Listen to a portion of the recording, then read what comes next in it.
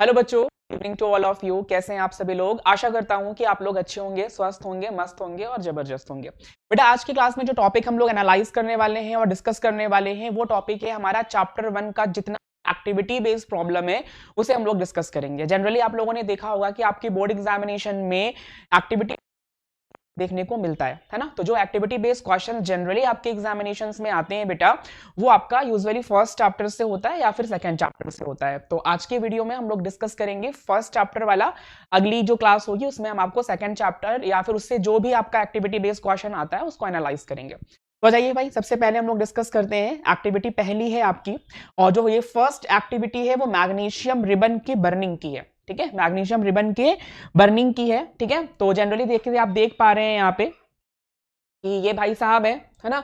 यहाँ पे इन्होंने मैग्नीशियम रिबन को जला रहे हैं, और जब मैग्नीशियम रिबन जलता है, ठीक है, जब मैग्नीशियम रिबन जलता है तो आपको पता है कि यहाँ पे व्हाइट डार्जलिंग फ्लेम आती है। कैसी बेटा?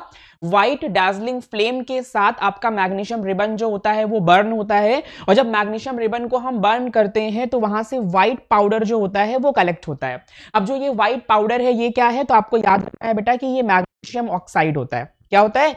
मैग्नीशियम ऑक्साइड होता है। ठीक है, तो जब हम लोग मैग्नीशियम रिबन को बर्न करते हैं तो बर्न करने के बाद जो हमें यहाँ पे व्हाइट पाउडर का कलेक्शन मिलता है, ये व्हाइट पाउडर कौन सा होता है? मैग्नीशियम ऑक्साइड होता है। ठीक है, जनरली यहाँ पे अगर मैं इक्वेशंस की बात करूं तो यहाँ पे कुछ इस तरह की इक्वेशन आपको मिलती है कि मैग्नीशियम है और मैग्नीशियम को हम बर्न कर रहे हैं, मींस किसके साथ रिएक्ट करा रहे हैं बेटा? ऑक्सीजन के साथ। आप सब बच्चों को अच्छे तरीके से पता है कि किसी भी चीज को जलाने के लिए अगर जो गैस हमें रिक्वायर्ड होती है कौन सी होती है? ऑक्सीजन होती है। तो मैग्नीशियम ऑक्सीजन के साथ रिएक्शन करेगा और क्या बनाएगा बेटा? तो ये बनाएगा magnesium oxide. You know very well, हमारे पास कोई भी मेटल है ना, ये कॉन्सेप्ट होता है, दिमाग में रखेंगे। हमारे पास कोई भी मेटल है, अगर उसका आप बर्निंग करते हो, कंबशन ऑक्सीडेशन करते हो, तो जनरली क्या होता है कि वो जो मेटल होता है वो कन्वर्ट हो जाता है किसमें? मेटालिक ऑक्साइड में। किसमें बेटा? मेटालिक ऑक्साइड में कन्वर्ट होता है। तो यहाँ पे भी वही हुआ है, मैग्नीशियम हमने लिया, उसे हमने बर्न किया, तो मैग्नीशियम को बर्न करने पर मैग्नीशियम अपने ऑक्साइड में कन्वर्ट हो गया। यू नो वेरी वेल कि मैग्नीशियम का जो फॉर्मूला होता है वो Mg2+ होता है, और ऑक्साइड की अगर मैं बात करूं तो ये 2- होता है। आपको पता है कि ये क्रिस क्रॉस करके आपको फॉर्मूला क्या मिल जाएगा? MgO। तो this is magnesium oxide. You know very well कि रिएक्शन को हमेशा हमें बैलेंस्ड फॉर्म में लिखना होता है, सो दैट्स व्हाई इसे हम बैलेंस करेंगे बाय यूजिंग मल्टीप्लाई, है ना। नंबर्स होते हैं उनको हम लोग यूज करते हैं, और इक्वेशन को हमेशा सिंपलेस्ट फॉर्म में ही बैलेंस किया जाता है। ये आप सब बच्चों को अच्छी तरह से पता है। चलिए, अभी क्या है भाई, जो भी हमारा ये मेटालिक ऑक्साइड होता है, अगर मैं इसके नेचर की बात करता हूं तो आपको याद रखना है कि it is your basic in nature. कैसा होता है मेरे बच्चे? बेसिक इन नेचर होता है। क्यों? क्योंकि बाद में जब इसी मेटालिक ऑक्साइड को हम किससे रिएक्ट कराते हैं बेटा? जब इसी मेटालिक ऑक्साइड को जब हम बाद में वाटर में डिसॉल्व कर देते हैं, है ना। ये मेटालिक ऑक्साइड जब कहां डिसॉल्व किया जाता है बेटा? जब बाद में इसको हम वाटर में डिसॉल्व करते हैं तो मेटालिक ऑक्साइड जो होता है वो कन्वर्ट हो जाता है किसमें? याद रखना है कि मेटालिक ऑक्साइड कन्वर्ट हो जाता है हाइड्रो ऑक्साइड में, मेटालिक हाइड्रो ऑक्साइड में। और यू नो वेरी वेल, जितने भी हाइड्रो ऑक्साइड्स होते हैं मेटल्स के, वो सारे के सारे बेस होते हैं। इसलिए जनरली ये बात बोली जाती है कि मेटल के ऑक्साइड्स बेसिक इन नेचर होते हैं। ठीक है, तो ये पूरी एक्टिविटी है, आपको ध्यान से देखना है और समझना है। अब कुछ रीजनिंग बिहाफ पे भी क्वेश्चंस हमारे यहाँ आते हैं। जैसे कि आपको पता है कि जब कभी भी हम मैग्नीशियम रिबन को बर्न करते हैं तो मेरे बच्चे, मैग्नीशियम रिबन को बर्न करने से पहले उसे हम सैंड पेपर से साफ करते हैं। सैंड पेपर से हम उसे क्यों साफ करते हैं? तो एक छोटी सी बात है कि मैग्नीशियम अपने आप में हाईली रिएक्टिव मेटल है, और वो ऑक्सीजन के साथ रिएक्ट करके अपने ऊपर एक कोटिंग बना लेता है ऑक्साइड की, और ये जो ऑक्साइड की कोटिंग होती है ये इससे प्रोटेक्शन देती है और इजीली इसे बर्न नहीं होने देती है। इसीलिए याद रखना है हमेशा कि कभी भी अगर आप मैग्नीशियम रिबन को जलाते हैं तो मैग्नीशियम रिबन को बर्न करने से पहले उसे हम लोग सैंड पेपर से साफ करते हैं। क्यों ऐसा करते हैं? ताकि उसके ऊपर जो ऑक्साइड की प्रोटेक्टिव लेयर चढ़ी है बेटा वो रिमूव हो जाए। जब तक ऑक्साइड की प्रोटेक्टिव लेयर रिमूव नहीं होगी मैग्नीशियम रिबन कभी भी बर्न नहीं करेगा। और एक बात याद रखिएगा, कभी भी अगर आपके एग्जाम में कह रहा है कि कोई मेटल एक्स है और वो मेटल एक्स जो है वो रिबन के फॉर्म में है, तो हमेशा याद रखेंगे कि रिबन का मतलब वो मैग्नीशियम की तरफ ही इशारा कर रहा है। और अगर आपसे ये बोलता है कि ये कोई मेटल है और इसको कैरोसिन ऑयल में रखा गया है, तो आप याद रखिएगा कि वो सोडियम या फिर पोटेशियम ऑब्जर्वेशन को इंडिकेट कर रहा है ना। ये थोड़े से इंडिकेटिंग क्वेश्चंस होते हैं जो आपके एग्जाम्स में आते हैं, तो क्वेश्चन काफी कुछ अपने आप में बता रहा होता है, बस दिक्कत ये कि थोड़ा आप ध्यान से एक्सप्लेनेशंस को सुनिएगा, ठीक है। चलिए भाई, अब इसी के बिहाफ पे आगे देखते हैं और क्या चीजें हैं, ठीक है। देखिए यहां पे भी चीजें आपको बताई गई हैं कि आपने ऑब्जर्वेशन क्या देखा हुआ है, तो कह रहे हैं कि जब हम मैग्नीशियम रिबन को बर्न करते हैं तो हमें यहाँ पे डैजलिंग व्हाइट लाइट मिलती है। डैजलिंग व्हाइट लाइट का मतलब इस तरह से आप समझ लीजिए कि कभी अगर आप लोगों ने दिवाली में फुलझड़ियां जलाई होंगी तो जो वो लाइट होती है ना, बस समथिंग लाइक वही लाइट आपको यहाँ पे देखने को मिलती है। उसके बाद क्या होता है कि जो मैग्नीशियम रिबन है बेटा वो चेंज हो जाता है किसमें, व्हाइट कलर के पाउडर में। और ये व्हाइट पाउडर क्या होता है, तो मैंने अभी आपको बताया था कि मैग्नीशियम ऑक्साइड। कंक्लूजन क्या निकाल रहे हैं ये, तो कंक्लूजन के लिए इन्होंने कहा है कि जब मैग्नीशियम बर्न होता है तो वो न्यू सब्सटेंस में चेंज हो जाता है, ठीक है ना। और न्यू सब्सटेंस में उसकी स्टेट भी न्यू है, पहले वो रिबन के फॉर्म में था, अब वो पाउडर के फॉर्म में आ गया। सो that's why this is comes under what, chemical change, ठीक है।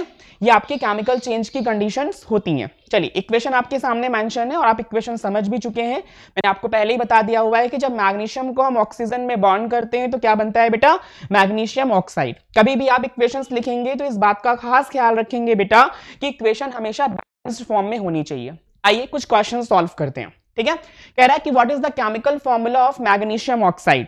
भाई बच्चे को तो अब पता चल चुका होगा कि मैग्नीशियम ऑक्साइड का फॉर्मूला क्या होता है, ठीक है। तो मैग्नीशियम ऑक्साइड का यहां पे अगर मैं फॉर्मूले की बात करता हूं तो this is your what, MgO। कैसे आया, तो आपको पता है कि मैग्नीशियम 2+ होता है, ऑक्साइड 2- होता है, फॉर्मूला क्रॉस करेंगे, जब ये नंबर सेम होते हैं तो कैंसिल आउट हो जाते हैं और सिंपली हमारा फॉर्मूला क्या आ जाता है, MgO। So that's why magnesium oxide का फॉर्मूला MgO हो जाएगा। Okay, now next question is your what, name the chemical name of layer found on magnesium ribbon. तो मैंने अभी आपको बताया था कि मैग्नीशियम रिबन के ऊपर जो कोटिंग होती है वो कोटिंग आपकी ऑक्साइड की होती है। किसकी होती है, ऑक्साइड की होती है। तो सिंपली यहां पे आपका जो आंसर आएगा वो क्या आ जाएगा बेटा, मैग्नीशियम के ऊपर ऑक्साइड की कोटिंग। तो you can simply say that जो कोटिंग है वो किसकी होती है, मैग्नीशियम ऑक्साइड की होती है। और बेटा ये ऑक्साइड की प्रोटेक्टिव लेयर अगर आपने सैंड पेपर से रब करके रिमूव नहीं किया, मैग्नीशियम बर्न नहीं होगा, ठीक है। तो ये बात दिमाग में आप रखेंगे। चलिए भाई अगले क्वेश्चन की तरफ चलते हैं और देखते हैं अगला क्वेश्चन हमारा क्या है। This is your, what is the colour of the flame when magnesium ribbon Burns. अगर आप मैग्नीशियम रिबन को जलाते हैं तो क्या फ्लेम आती है, तो अभी आपने कहा था कि व्हाइट डैजलिंग लाइट के साथ ये जलता है ना।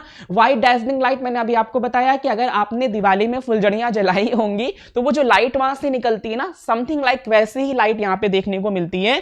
तो आपका ऑप्शन तीसरा सही हो जाएगा, व्हाइट फ्लेम के साथ या फिर व्हाइट लाइट या फिर डैजलिंग फ्लेम के साथ, ऐसे ऑप्शंस आपको मिल जाएंगे, ठीक है। आगे चलते हैं और देखते हैं अगला क्वेश्चन क्या है। कह रहा है कि give chemical name of white powder obtained after the burning, ठीक है। जब मैग्नीशियम रिबन को आप जला रहे हो तो आपको पाउडर मिल रहा है बेटा, और वो जो पाउडर मिल रहा है वो क्या है, मैग्नीशियम ऑक्साइड है। क्या है, मैग्नीशियम ऑक्साइड है। सो दैट्स व्हाई आपका आंसर क्या हो जाएगा बेटा, मैग्नीशियम ऑक्साइड। थोड़ा सा मैं स्पीड अप हूं, रीजन इज व्हाट, ताकि कम समय में आपका ये जो लेक्चर है वो कवर अप हो जाए, ठीक है। Okay, now the next one is your what, कह रहा है कि the correct chemical reaction is, correct chemical reaction is, हमेशा दिमाग में रखना है बेटा कि रिएक्शन को बैलेंस्ड फॉर्म में करके ही चलना है। अगर बैलेंस नहीं है तो फिर वो करेक्ट नहीं मानी जाती है ना। अब जैसे यहां पे आप देख पा रहे हो कि दो इक्वेशंस मेंशन है, मैग्नीशियम ऑक्सीजन से रिएक्शन कर रहा है, मैग्नीशियम ऑक्साइड बना रहा है, बट ये इक्वेशन बैलेंस्ड नहीं है, इस वजह से इसे हम बहुत करेक्ट नहीं मानेंगे। अगली इक्वेशन हमारी क्या है कि मैग्नीशियम ऑक्सीजन से रिएक्शन कर रहा है, मैग्नीशियम ऑक्साइड, ये इक्वेशन करेक्ट भी है और बैलेंस्ड भी है। सो दैट्स व्हाई आपका यही आंसर जो होगा वो सही हो जाएगा। बाकी तो फिर आपको पता ही कि मैग्नीशियम ऑक्साइड का इन्होंने फॉर्मूला ही गलत लिख रखा हुआ है, तो ये तो बिल्कुल भी सही नहीं होगा, ठीक है। आगे चलते हैं और बात करते हैं अगली एक्टिविटी की, ठीक है। अगली एक्टिविटी ये है आपके बोर्ड स्क्रीन पे, ठीक है। आप देखें और थोड़ा समझने की कोशिश करें, और बेटा ये मान के चलें कि ये मतलब एक्टिविटी बेस्ड क्वेश्चंस तो आपके एग्जाम में पक्का ही है, 101% आने श्योर है बिल्कुल, ठीक है। तो जो अगली एक्टिविटी है वो क्या है आपकी, तो इन्होंने दिखाया हुआ है कि यहाँ पे एक लेड नाइट्रेट का क्या है भाई, लेड नाइट्रेट का सॉल्यूशन है, और उस सॉल्यूशन में इन्होंने पोटेशियम आयोडाइड को ऐड किया हुआ है, और फिर क्या ऑब्जर्व कर रहे हैं तो आप देखें, ठीक है। लेट कर लीजिए थोड़ी देर के लिए हमने यहां पे लिया हुआ है This solution is your what? Lead nitrate, PbNO3 का whole twice. This is your what? Lead nitrate. और लेट कर लेते हैं कि इस कंटेनर में थोड़ी देर के लिए हमारा पोटेशियम आयोडाइड है. तो जब हम लेड नाइट्रेट में पोटेशियम आयोडाइड को ऐड करते हैं, तो जैसे ही हम उसे ऐड करते हैं ना बेटा, वैसे ही उसमें येलो कलर का पीपीटी बनने लगता है. किस कलर का पीपीटी?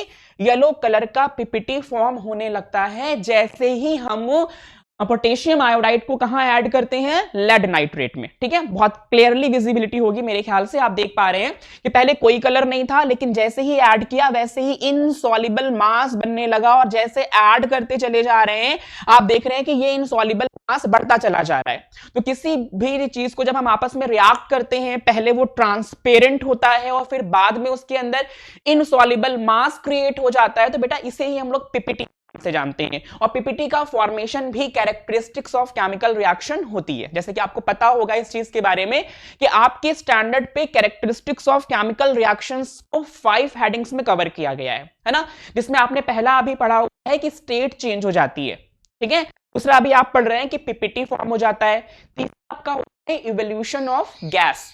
अगला आपका होता है चेंज इन टेम्परेचर. और बेटा अगला आपका होता है चेंज इन कलर. तो ये जो 5 हेडिंग है वो इंडिकेट करती है अगर इसमें से कुछ भी हुआ है तो वहां पे कहीं ना कहीं कोई ना कोई केमिकल रिएक्शन जरूर हुई है, यानी वहां पे कहीं ना कहीं कोई केमिकल चेंज हुआ है. ठीक है, तो यहाँ पे केमिकल चेंज हुआ है क्योंकि हम देख रहे हैं कि यहाँ पे पीपीटी का फॉर्मेशन हो रहा है. ठीक है, चलिए भाई अभी देखते हैं इसकी इक्वेशन क्या है. तो एक छोटी सी बात है, आप बच्चों को पता है यहाँ पे ये लेड नाइट्रेट है, ये हमारा पोटेशियम आयोडाइड है, दोनों को एक्वस मीडियम में यूज किया गया है, मींस इनका सॉल्यूशन पानी में बनाया गया है ना. आपको पता है एक वर्ड आपके यहाँ आता है AQ लिख करके. इस AQ को अगर मैं एक्सपांड करूं तो this one is your what?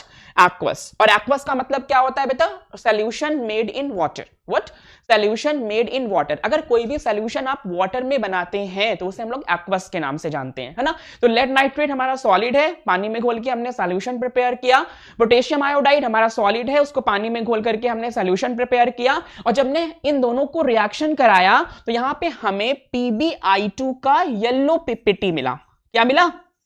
Yellow PPT मिला. ठीक है, और साथ में क्या निकल गया? Potassium nitrate. अब थोड़ा आप ध्यान से सुनिएगा, ये तो वही वाला केस है कि इसकी टोपी उसके सर, उसकी टोपी इसके सर, है ना. यानी कहने का मतलब मेरा यहाँ पे सिर्फ इतना सा है कि आपने एक रिएक्शन टाइप पढ़ा हुआ है, and this reaction type is what? तो आपने पढ़ा हुआ है इसे double displacement reaction. Which reaction? Double displacement reaction. और डबल डिस्प्लेसमेंट रिएक्शन में क्या होता है? जो भी आयंस होते हैं ना बेटा, वो अपने आपको एक्सचेंज कर लेते हैं. जैसे वो आपने सालसा डांस देखा होगा, है ना, वो पार्टनर्स होते हैं और डांस कर रहे होते हैं और बीच बीच में अपने पार्टनर को चेंज कर रहे होते हैं, है ना. वही चीज यहाँ पे भी चल रही है. तो यहाँ पे जनरली हुआ क्या है कि पीबी पे जो चार्ज है वो 2+ है, और नाइट्रेट पे चार्ज 1- होता है. पोटेशियम पे चार्ज 1+ है, आयोडीन पे चार्ज 1- होता है. तो जनरली यहाँ पे क्या हुआ है कि इन आयंस ने एक्सचेंज किया हुआ है. अभी पीबी नाइट्रेट के साथ है, पोटेशियम आयोडाइड के साथ है, बट जब रिएक्शन हुई तो हमारा पीबी आयोडाइड के साथ चला गया और फॉर्मूला इसने क्या बनाया? तो Pb2+, iodide 1-. The formula will be PbI2. ऐसे ही क्या हुआ कि जो ये नाइट्रेट आयन था ये पोटेशियम आयन के साथ चला गया. तो भाई पोटेशियम आयन होता है K1+, नाइट्रेट होता है NO3 1-. क्रॉस करेंगे तो formula is your what? KNO3. तो यहाँ पे आप देख पा रहे हैं कि आयंस एक्सचेंज कर रहे हैं, और जब कभी भी आयंस एक्सचेंज करते हैं बेटा तो ऐसी रिएक्शंस को हम क्या कहते हैं? ऐसी रिएक्शंस को हम नाम देते हैं डबल डिस्प्लेसमेंट रिएक्शन. और डबल डिस्प्लेसमेंट रिएक्शंस में जनरली आपके स्टैंडर्ड पे 2 ही रिएक्शंस एक्सप्लेन करी जाती हैं. The first one is your what? Precipitation reaction, and the next one is your what? Neutralisation reaction. ठीक है, ध्यान रखेंगे इस बात को. चलिए भाई, ये एक्टिविटी हमारी कवर हुई. आगे इन्होंने कंक्लूजन क्या दिया हुआ है कि जब कभी भी हम लेड नाइट्रेट को पोटेशियम आयोडाइड के साथ मिक्स करते हैं तो बेटा हमें येलो कलर का पीपीटी मिलता है. और ये येलो पीपीटी किसका होता है? तो याद रखना है लेड आयोडाइड का ये पीपीटी होता है. चलो अब बात करते हैं इसके बिहाफ पे कुछ अच्छे क्वेश्चंस की, है ना. सबसे पहला क्वेश्चन हमारे पास क्या है कि give the chemical name of the precipitate formed during this activity. तो इस एक्टिविटी में जो प्रेसिपिटेट बना है, जो कर्डी मटेरियल बना हुआ है, वो कौन सा था? Lead iodide. इंपॉर्टेंट है बहुत ज्यादा, ये बात आप बिल्कुल दिमाग में ना फिक्स कर लो, बहुत इंपॉर्टेंट है। ठीक है, तो PbI2 का आपको येलो पीपीटी मिलता है, दिमाग में आप रखेंगे, इत्तेफाक से ये येलो कलर से ही लिखा हुआ है। आगे चलते हैं और बात करते हैं अगले क्वेश्चन की। What is a precipitate? तो मैंने अभी आपको बताया कि प्रेसिपिटेट का मतलब क्या होता है। ठीक है, तो प्रेसिपिटेट का मतलब होता है इनसॉल्युबल सब्सटेंस जो फॉर्म्ड हो ड्यूरिंग द केमिकल रिएक्शन। तो केमिकल रिएक्शन के ड्यूरेशन में जो भी आपका इनसॉल्युबल मटेरियल फॉर्म होता है उसे ही हम किस नाम से जानते हैं बेटा? प्रेसिपिटेट बुलाते हैं। और देखने में ये एक कर्डी मटेरियल होता है, यानी कर्ड की तरह दिखता है। ठीक है, आगे अगला क्वेश्चन क्या है? कह रहे what is the precipitation reaction? तो you can simply say that a chemical reaction in which precipitate is formed is known as what? Precipitation reaction. तो कोई भी ऐसी रिएक्शन जिसमें प्रेसिपिटेट बनता है उसे हम किस नाम से जानते हैं बेटा? तो उसे हम लोग बुलाते हैं प्रेसिपिटेशन रिएक्शन। ठीक, आगे चलते हैं और बात करते हैं अगली एक्टिविटी की। ठीक, अगली एक्टिविटी क्या है भाई? ये भी इंपॉर्टेंट एक्टिविटी है और ये भी हमारी reaction characteristics of chemical reaction ही है ना। अब इसमें क्या करवाया गया है? तो इन्होंने कुछ ऐसा लिया हुआ है कि भाई जिंक ग्रेन्यूल्स लिए हुए हैं और जिंक ग्रेन्यूल्स को इन्होंने ऐड कर दिया हुआ है किसमें? डाइल्यूट हाइड्रोक्लोरिक एसिड में। किसमें बेटा? डाइल्यूट हाइड्रोक्लोरिक एसिड में या फिर सल्फ्यूरिक एसिड में। तो जनरली आपने कॉन्सेप्ट पढ़ा है, आप जानते होंगे इसके बारे में। जब कभी भी किसी एक्टिव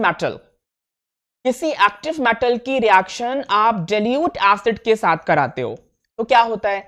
जब कभी भी किसी एक्टिव मेटल की रिएक्शन आप डाइल्यूट एसिड के साथ कराते हो तो मेरे बच्चे सॉल्ट फॉर्म होता है और यहां पे एक गैस इवॉल्व होती है which is your what?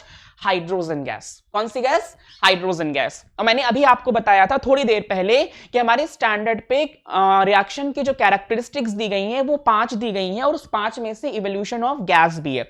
Evolution of gases में आपके यहां जनरली जो गैस की बात करी जाती है वो 2 मेन गैसेस होती हैं, अदरवाइज तो एक ब्राउन गैस की भी हम लोग बात करते हैं। और ब्राउन गैस आपके स्टैंडर्ड पे पूरी केमिस्ट्री में जो है वो कौन सी है? NO2 है, नाइट्रोजन डाइऑक्साइड। ठीक है, ये ब्राउन कलर का है, ये इसका कैरेक्टरिस्टिक फीचर है। हाइड्रोजन गैस के बारे में आपने पढ़ा जरूर होगा कि हाइड्रोजन गैस बर्न करती है पॉप साउंड के साथ। पॉप साउंड को पॉपी साउंड भी बुलाते हैं और इसके साथ साथ हम इसे लिटिल एक्सप्लोजन का भी नाम देते हैं। ठीक, आगे देखते हैं इसमें क्या है। अब एक बात यहां पे आती है कि व्हाट इज एक्टिव मेटल? तो बेटा आपने रिएक्टिविटी सीरीज जरूर पढ़ी होगी और रिएक्टिविटी सीरीज में जो मेटल जितना ऊपर है वो उतना ज्यादा रिएक्टिव है।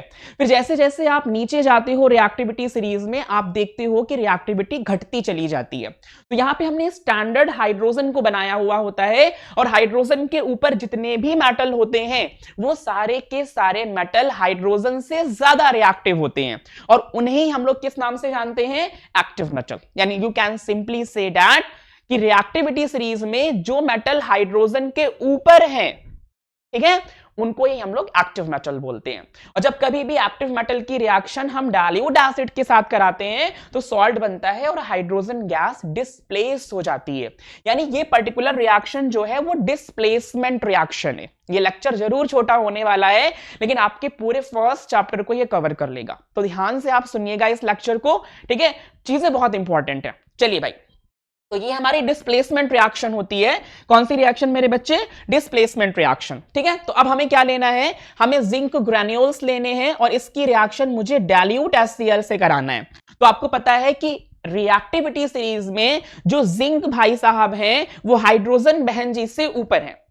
ठीक है, ओके, कोई बात नहीं। ठीक है, तो जिंक जो है वो हाइड्रोजन से ऊपर है तो zinc is more reactive than hydrogen. So that's why क्या होगा? जिंक हाइड्रोजन को भगा देगा, डिस्प्लेस कर देगा हाइड्रोजन गैस के फॉर्म में और खुद क्या करेगा? क्लोरीन के साथ ऐड हो जाएगा। तो जिंक का फॉर्मूला Zn2 माइनस, तो आपको क्या मिलेगा? ZnCl2। आओ हम रिएक्शन को बैलेंस कर लेंगे। ठीक है, तो ये कौन सी गैस इवॉल्व हो रही है? Hydrogen gas. अब हाइड्रोजन गैस का जो इवोल्यूशन होगा वो बबल्स के फॉर्म में होगा। किस फॉर्म में होगा? बबल्स के फॉर्म में होगा। ठीक है, नाउ इसी के तरीके से हम लोग अगली रिएक्शन भी लिख सकते हैं विद डाइल्यूट H2SO4। तो अगेन मैंने क्या लिया? जिंक, और इसमें मैंने ऐड किया डाइल्यूट H2SO4।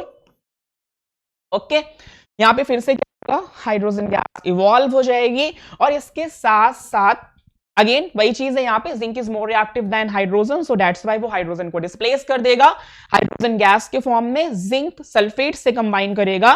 ठीक है, तो ये होता है जिंक और सल्फेट का फॉर्मूला, आप क्रॉस कराएंगे तो ये आ जाएगा ZnH4। ठीक है, ये रिएक्शन ऑलरेडी बैलेंस्ड फॉर्म में है तो बैलेंस करने की कोई जरूरत नहीं है। ठीक, अब ध्यान से सुनिएगा, जिंक की रिएक्शन डाइल्यूट H2SO4 के साथ डिस्प्लेसमेंट है, ये बात मैं आपको बार बार बता रहा हूं। ठीक है, तो डिस्प्लेसमेंट रिएक्शन का भी ये अच्छा एग्जांपल है, आप दिमाग में रखेंगे। ठीक है, ये आपकी एनसीईआरटी से मैंने क्लिप चुरा ली है, मतलब वहां से मैंने ले ली हुई है ना। अब यहाँ पे क्या है भाई, तो एक छोटी सी बात है कि मैंने यहाँ पे डिल्यूट H2SO4 लिया हुआ है, नीचे जिंक ग्रेन्यूल्स हैं और फिर जब ये रिएक्शंस कर रहे हैं तो यहाँ पे बबलिंग होती है ना। यहाँ पे क्या होती है बेटा, बबलिंग होती है और यहाँ पे हाइड्रोजन गैस, एक कलरलेस गैस है, वो कलेक्ट हो जाती है। फिर यहाँ पे पासिंग ट्यूब लगी हुई है, ग्लास ट्यूब लगी हुई है, हाइड्रोजन गैस यहाँ से इवॉल्व हो रही है। जब यहाँ पे हम जलती हुई माचिस की तीली लेकर के आएंगे ना बेटा, तो यहाँ पे लिटिल एक्सप्लोजन्स होंगे या फिर पॉपी साउंड के साथ ये गैस जलेगी। ठीक है, तो ये दिमाग में आप लोग रखेंगे। चलिए भाई देखते हैं अब इसके बिहाफ पे इन्होंने क्या ऑब्जर्वेशंस बताए हुए हैं। देखिए, ऑब्जर्वेशंस की अगर हम लोग बात करते हैं तो इन्होंने कहा है कि हाइड्रोजन गैस जो प्रोड्यूस होती है ना, वो हाइड्रोजन गैस किसकी वजह से प्रोड्यूस हुई है, तो इन्होंने कहा है कि जब आपने जिंक की रिएक्शन डाइल्यूट H2SO4 के साथ कराया है तो उसके बाद ये गैस प्रोड्यूस हुई है। ठीक, आगे ये कह रहे हैं कि ये जो गैस होती है ये बबल्स के साथ रिलीज होती है, इसके साथ बबल्स के साथ रिलीज होती है और जब इस गैस को हम जलाते हैं तो कौन सी साउंड आती है, पॉपी साउंड आती है। इस बात का आप जरूर ध्यान रखिएगा। और पॉपी साउंड को हम और किस नाम से जानते हैं, तो पॉपी साउंड को हम लिटिल एक्सप्लोजन का नाम भी देते हैं। ओके, चलिए भाई पहला क्वेश्चन है कि name the gas that evolve when an acid react with metal. तो आपको याद रखना है कि कोई भी एसिड अगर वो डाइल्यूट है और उसका रिएक्शन कभी भी आप किसी मेटल से कराते हो और मेटल कैसा है, एक्टिव है, यानी रिएक्टिविटी के ऊपर वाला मेटल आपने लिया है, तो हमेशा हाइड्रोजन गैस इवॉल्व होती है। कौन सी गैस मेरे बच्चे, हमेशा हाइड्रोजन गैस इवॉल्व होती है। ठीक है, चलिए भाई आगे चलते हैं और बात करते हैं अगले क्वेश्चन की। क्या है अगला क्वेश्चन, तो कह रहा है कि name the formula of any two acids. अरे भाई इतना सिंपल सा क्वेश्चन है, आपको कम से कम 4-5 एसिड्स तो तैयार होने चाहिए, है ना। जैसे कि यहाँ पे इन्होंने दिया है हाइड्रोक्लोरिक एसिड जो कि HCl होता है, सल्फ्यूरिक एसिड जो कि H2SO4 होता है, इसके साथ साथ आपको याद होना चाहिए व्हाट, नाइट्रिक एसिड। कौन सा acid, nitric acid. Nitric acid का फॉर्मूला क्या होता है, HNO3। अब सुनिएगा ध्यान से, आपका जो ये HCl है, ये जो आपका H2SO4 है और ये जो आपका नाइट्रिक एसिड है, ये सारे हमारे स्ट्रॉन्ग एसिड्स हैं। कैसे हैं बेटा, ये स्ट्रॉन्ग एसिड्स हैं। ठीक है, इसके बाद अगर हम लोग बात करते हैं ऑर्गेनिक एसिड्स की, तो जितने भी ऑर्गेनिक एसिड्स होते हैं, most of them organic acids हमेशा आपके वीक एसिड्स से, ये बात दिमाग में आप रखिएगा। ठीक है, वीक एसिड्स हैं। अब बहुत सारे वीक एसिड्स होते हैं जो आप खा भी सकते हैं, जैसे कि नॉर्मल तौर पे अगर हम लोग देखें तो हम लोग टमाटर खाते हैं, टमाटर में ऑक्सैलिक एसिड प्रेजेंट होता है। एप्पल खाते हैं, एप्पल में मैलिक एसिड होता है। ये भी देखिए से ग्रेप्स खाते हैं, ग्रेप्स में भी क्या होता है भाई, आप कमेंट सेक्शन में बताएंगे कि ग्रेप्स में कौन सा ऑर्गेनिक एसिड प्रेजेंट होता है। ठीक है, ओके, आगे बात करते हैं कि ऑर्गेनिक एसिड में सबसे ज्यादा इंपॉर्टेंट कौन है आपके लिए, तो एटलीस्ट आपको एसिटिक एसिड का फॉर्मूला पता होना चाहिए, है ना। एसिटिक एसिड एक वीक एसिड होता है, इसे इथेनॉइक एसिड भी बुलाते हैं और इसके साथ साथ हमारे पास फॉर्मिक एसिड है ना। फॉर्मिक एसिड को मेथेनॉइक एसिड भी कहा जाता है। ठीक, अब सुनिएगा ध्यान से कि ये जो H2CO3 है, इसमें कार्बन जरूर है, लेकिन बेटा ये ऑर्गेनिक एसिड नहीं होता है, ये आपका मिनरल एसिड है। क्या है, मिनरल एसिड है। किसकी तरह मिनरल एसिड है, जैसे आपके H2SO4 हो गया, HCl हो गया, नाइट्रिक एसिड हो गया, है ना, ये सब भी मिनरल एसिड्स होते हैं। तो ये जो सारे मिनरल एसिड्स हैं जनरली वो स्ट्रांग होते हैं। बट अगर मैं कार्बोनिक एसिड की बात करता हूं, किसकी बेटा, कार्बोनिक एसिड की बात करता हूं, तो ये कार्बोनिक एसिड मिनरल एसिड होते हुए भी एक वीक एसिड है। ठीक, ये एक अच्छा क्वेश्चन है और इंपॉर्टेंट सवाल है। जनरली ऑर्गेनिक एसिड्स वीक होते हैं, लेकिन जो हमारे मिनरल एसिड्स होते हैं वो स्ट्रांग होते हैं। कार्बोनिक एसिड भी एक मिनरल एसिड ही होता है, लेकिन बेटा ये एक वीक एसिड है, इस बात का आपको ख्याल रखना है। और ये कहां प्रेजेंट है, तो ये यूजुअली आपकी सॉफ्ट ड्रिंक में प्रेजेंट होता है, जो सोडा वाटर होता है उसमें प्रेजेंट होता है, या बहुत आम बोलचाल की भाषा में हम बात करें तो हमारी कोल्ड ड्रिंक्स के अंदर भी यही वाला एसिड जो होता है वो प्रेजेंट होता है। ठीक है, तो दिमाग में ये सारी बातें आप लोग रखेंगे। ठीक, ये लेक्चर जरूर एक्टिविटी बेस्ड है, लेकिन कहीं ना कहीं आपके पूरे फर्स्ट चैप्टर को ये कवर कर रहा है। ओके, आगे चलते हैं। नेक्स्ट क्वेश्चन है कि which chemical reaction takes place when zinc reacts with sulphuric acid. तो भाई अभी आपने देखा था जब जिंक का रिएक्शन हम सल्फ्यूरिक एसिड के साथ करा रहे थे तो हाइड्रोजन गैस डिस्प्लेस हो रही थी। सो that's why this reaction will be what, displacement reaction. कैसी रिएक्शन है मेरे बच्चे, ये है आपकी डिस्प्लेसमेंट रिएक्शन। ओके, आगे चलते हैं और बात करते हैं अगले क्वेश्चन की। क्या है भाई, तो कह रहा है कि name the chemical substance that formed during the reaction of zinc react with what, sulphuric acid. तो अभी आपने देखा था कि जब हम लोग जिंक की रिएक्शन किससे करा रहे हैं, डाइल्यूट सल्फ्यूरिक एसिड के साथ, तो फॉर्म हो रहा है जिंक सल्फेट और इवॉल्व हो रही है हाइड्रोजन गैस। गैस तो इवॉल्व हो जाएगी, तो जो बचेगा वो कौन होगा, वो होगा आपका जिंक सल्फेट। याद रखना है कि ZnSO4 आपको यहां पे मिलेगा और हाइड्रोजन गैस इवॉल्व हो जाएगी। Next is your what is the aim of activity, यानी जो ये एक्टिविटी है, इस एक्टिविटी का एम क्या है। तो ये एक्टिविटी आपको दो बातें बता रही है। एक बात तो ये बता रही है बेटा कि जब कभी भी किसी एसिड की रिएक्शन मेटल के साथ होती है तो हाइड्रोजन गैस इवॉल्व होती है, और दूसरी बात ये बता रहा है ये एक्टिविटी कि इसमें हम लोगों ने डिस्प्लेसमेंट रिएक्शन को समझने की कोशिश करी हुई है। ठीक है, चलिए भाई आगे चलते हैं और बात करते हैं अगले टॉपिक की। Okay, the next topic is your what. तो जो अगला हमारा टॉपिक है वो यूजुअली ये है। ठीक है, तो आप बच्चा लोग देख ही पा रहे हैं कि ये क्या हो रहा है ना, जनरली आपने देखा भी होगा। इन्होंने क्या किया हुआ है कि इन्होंने स्मॉल अमाउंट में कैल्शियम ऑक्साइड लिया हुआ है, और कैल्शियम ऑक्साइड का जो कॉमन नेम होता है वो क्विकलाइम होता है। क्या होता है बच्चा, क्विकलाइम। और जनरली इसे किसमें यूज करते हैं, तो आपको पता है कि ये हम लोग व्हाइट वॉशिंग के लिए इस्तेमाल करते हैं। यहाँ पे व्हाइट वॉशिंग का जो मतलब है वो किससे है, तो व्हाइट वॉशिंग का मतलब यहाँ पे पुताई से है ना, पुताई। वैसे तो अब जमाना बड़ा ही मतलब बहुत ही ज्यादा चीजें चेंज हो गई हैं। अब तो चूने की पुताई घरों में देखने को एज यूजुअल नहीं मिलती है। कुछ लोगों ने पीवीसी लगवा रखा हुआ है, तो कुछ लोगों ने अपने घर में पीओपी करवा रखी हुई है ना, एस्थेटिक प्लेजर के लिए। क्योंकि जहां पे हम रहते हैं अगर वहां का माहौल अच्छा है तो हमारा दिमाग बहुत अच्छे से काम करता है, तो ये अच्छी चीजें भी हैं फिलहाल, है ना। लेकिन पहले यूजुअली चूने का ही इस्तेमाल करते थे, पुताई का ही यूज करते थे। और बेटा ये वही चूना है जो पान वाले है ना, पान में लगा लगा करके कहते नहीं वो चूना लगा दिया, है ना, तो ये वही वाली बात है।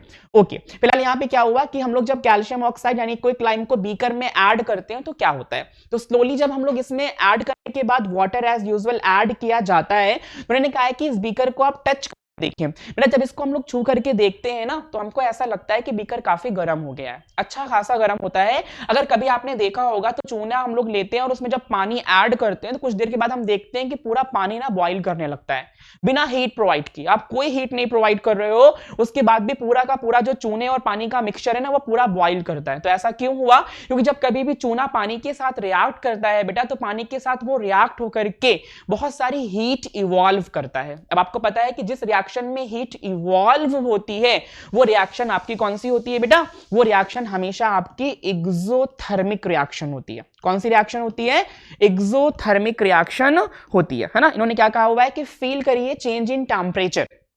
आपको पता है कि चेंज इन टेम्परेचर भी एक कैरेक्टरिस्टिक होती है केमिकल रिएक्शन की। तो जब इस बीकर को हम टच करेंगे तो हमें क्या होगा, गर्माहट का एहसास होगा। ये गर्माहट क्यों आई, क्योंकि उसने आपस में रिएक्शन किया और रिएक्शन करके हीट इवॉल्व करी, और जो हीट इवॉल्व हो रही है ठीक है उसी की वजह से ये बीकर जो है ना आपका वो गर्म हो गया है बेटा। ठीक है, तो ऐसे रिएक्शन को हम किस नाम से जानते हैं, एक्सोथर्मिक रिएक्शन। लेट कर लीजिए थोड़ी देर के लिए, ऐसे आपका वो क्वेश्चन आता है कि why respiration is considered as an exothermic reaction. तो याद रखना है कि रेस्पिरेशन एक्सोथर्मिक रिएक्शन इसलिए होती है क्योंकि वहां पे भी ग्लूकोज ऑक्सीजन की हेल्प से ब्रेक होता है और आपको प्रोवाइड करता है energy for doing any work. और वो जो एनर्जी आपकी बॉडी के अंदर स्टोर्ड होती है वो केमिकल फॉर्म में स्टोर्ड है, फॉस्फेट बॉन्ड्स के फॉर्म में स्टोर है, और वो फॉस्फेट बॉन्ड कौन सा है, तो आपको पता है एटीपी, एडेनोसिन ट्राइफॉस्फेट। ओके, तो ये एक्सोथर्मिक रिएक्शन है। लेट कर लिए कि कोई सब्सटेंस हमने किसी बीकर में ऐड किया और बीकर में ऐड करने के बाद मैंने उसको टच करके देखा, अगर वो बीकर ठंडा हो गया, वो बीकर क्या हो गया, ठंडा हो गया, तो इसका मतलब रिएक्शन आपकी इंडोथर्मिक है। कैसी है, इंडोथर्मिक। आप खुद सोचो, अगर बीकर ठंडा है तो इसका मतलब बाहर की जो सराउंडिंग की हीट है ना बेटा, वो सराउंडिंग की हीट कहीं ना कहीं बीकर के अंदर जा रही है। जरूरी नहीं कि आप ही टेम्परेचर प्रोवाइड करो। जब रिएक्शंस होती हैं तो वो सराउंडिंग से भी हीट को एब्जॉर्ब कर सकता है। तो जब कभी भी किसी चीज में आपने कुछ ऐड किया, आपने बीकर को टच करके देखा और आपको ऐसा फील हो रहा है कि वो ठंडा हो गया, तो इसका मतलब ये हुआ कि सराउंडिंग की जो हीट है ना बेटा वो उसके अंदर जा रही है, बीकर के अंदर जा रही है, इसलिए बीकर ठंडा है। क्योंकि आपको पता है कि हीट का फ्लो हमेशा कहां से कहां होता है, तो हमेशा हाई से लो की तरफ होता है, यानी higher temperature to lower temperature. अभी बीकर ठंडा है तो ये लोअर टेम्परेचर है और सराउंडिंग की हीट ज्यादा है, तो इसके अंदर हीट ट्रांसफर हो रही है। This one is your what, endothermic reaction. Okay, फिलहाल यहाँ पे एक्सोथर्मिक रिएक्शन है, ये बात आपको दिमाग में रखनी है, ठीक है ना। चलिए भाई आगे चलते हैं और देखते हैं अगली बात क्या बताई जा रही है। ऑब्जर्वेशन और कंक्लूजन बताया जा रहा है। तो मैंने अभी आपको बताया कि जब कैल्शियम ऑक्साइड वाटर के साथ रिएक्शन करता है तो विग्रेसली प्रोड्यूस करता है ना, स्लेक्ड लाइम। स्लेक्ड लाइम को हम लोग कैल्शियम हाइड्रोक्साइड के नाम से भी जानते हैं, और लार्ज अमाउंट में हीट इवॉल्व होती है, इसलिए इसे हम लोग क्या बुला रहे हैं, एक्सोथर्मिक रिएक्शन। क्या बुला रहे हैं बेटा, एक्सोथर्मिक रिएक्शन। आगे सुनिएगा, देखिए ये है CaO, कैल्शियम ऑक्साइड, इसे हम क्विकलाइम भी बुलाते हैं, और मेरे बेटे इसे व्हाइट वॉशिंग के लिए यूज करते हैं। जब इसको हम लोगों ने वाटर में डिसॉल्व किया तो वाटर में डिसॉल्व होने के बाद अभी थोड़ी देर पहले आपने पढ़ा था मैग्नीशियम वाले में, अगर आपको याद हो तो, है ना, ये एक मेटालिक ऑक्साइड है। कभी भी कोई मेटालिक ऑक्साइड अगर वाटर के साथ रिएक्शन करता है तो बेटा वो चेंज हो जाता है अपने हाइड्रो ऑक्साइड में। तो मेटल यहां पे कौन है, कैल्शियम। कैल्शियम किस में चेंज हुआ, हाइड्रो ऑक्साइड में। तो ये कैल्शियम हाइड्रो ऑक्साइड में चेंज हो जाएगा, और साथ ही साथ यहां पे हीट इवॉल्व होगी। क्या इवॉल्व होगी मेरे बेटे, यहां पे हीट इवॉल्व होगी। सो that's why this one is your what, exothermic reaction. ठीक है, अच्छा अब आप देख पा रहे हैं, कह रहा है कि हाईली विग्रस रिएक्शन है ये नेचर में, और एक तरीके से इन्होंने कहा है कि यहाँ पे हिजिंग, हिसिंग, हिस मींस क्या होता है, हिस वो जो क्या बोलते हैं, हिस वो स्नेक वाली वॉइस होती है ना, समथिंग लाइक वैसे ही। हिसिंग नॉइस प्रोड्यूस करता है, बबल्स भी प्रोड्यूस करता है, और कैल्शियम हाइड्रोक्साइड ये फॉर्म करता है, हीट यहाँ पे इवॉल्व होती है, इसलिए आपकी ये कौन सी रिएक्शन है, एक्सोथर्मिक रिएक्शन है। अच्छा एक बात मैं आपको और बता दूं, एक्सोथर्मिक रिएक्शन के साथ साथ ही बड़ा बढ़िया सवाल है, आपके यहां क्वेश्चन आता है कि कोई एक ऐसी इक्वेशन लिखिए जो एक्सोथर्मिक के साथ साथ कॉम्बिनेशन रिएक्शन भी हो। कौन सी, कॉम्बिनेशन रिएक्शन। तो आप देख पा हो कि यहां पे क्या है कि दो सब्सटेंस आपस में मिल रहे हैं और मिल करके एक अकेला सब्सटेंस फॉर्म हो रहा है। तो आपने पढ़ा हुआ है कि ऐसी कोई भी केमिकल रिएक्शन जहां पे दो या दो से ज्यादा सब्सटेंस आपस में रिएक्ट करते हैं और बेटा सिंगल प्रोडक्ट बनाते हैं, तो उसे हम लोग कॉम्बिनेशन रिएक्शन के नाम से भी जानते हैं। तो यहां पे आप देख पा रहे हैं कि ये आपका एक्सोथर्मिक रिएक्शन भी है, उसके साथ साथ कॉम्बिनेशन रिएक्शन भी है। ऐसे क्वेश्चन आपके एग्जाम में प्रीवियस ईयर में आ चुके हैं, तो प्लीज आप अटेंटिवली ध्यान से लेक्चर को अटेंड करिए और कोशिश करिए कि चीजें बिल्कुल दिमाग में छप जाएं।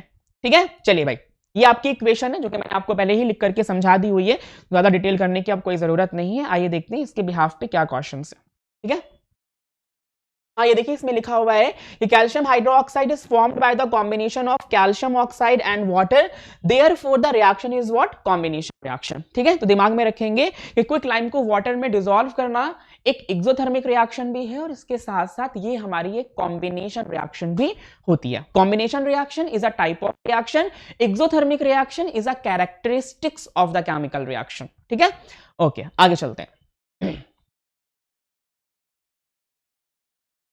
अगली एक्टिविटी कौन सी है भाई, तो अगली जो एक्टिविटी है हमारी ये भी बड़ी इंपॉर्टेंट है, और ये एक्टिविटी आपकी है फेरस सल्फेट के क्रिस्टल वाली, है ना, फेरस सल्फेट के क्रिस्टल वाली एक्टिविटी है, इंपॉर्टेंट है। फेरस सल्फेट की अगर मैं बात करता हूं तो इसका फॉर्मूला होता है FeSO4, और इसका कलर जो है मेरे बेटे वो है ग्रीन।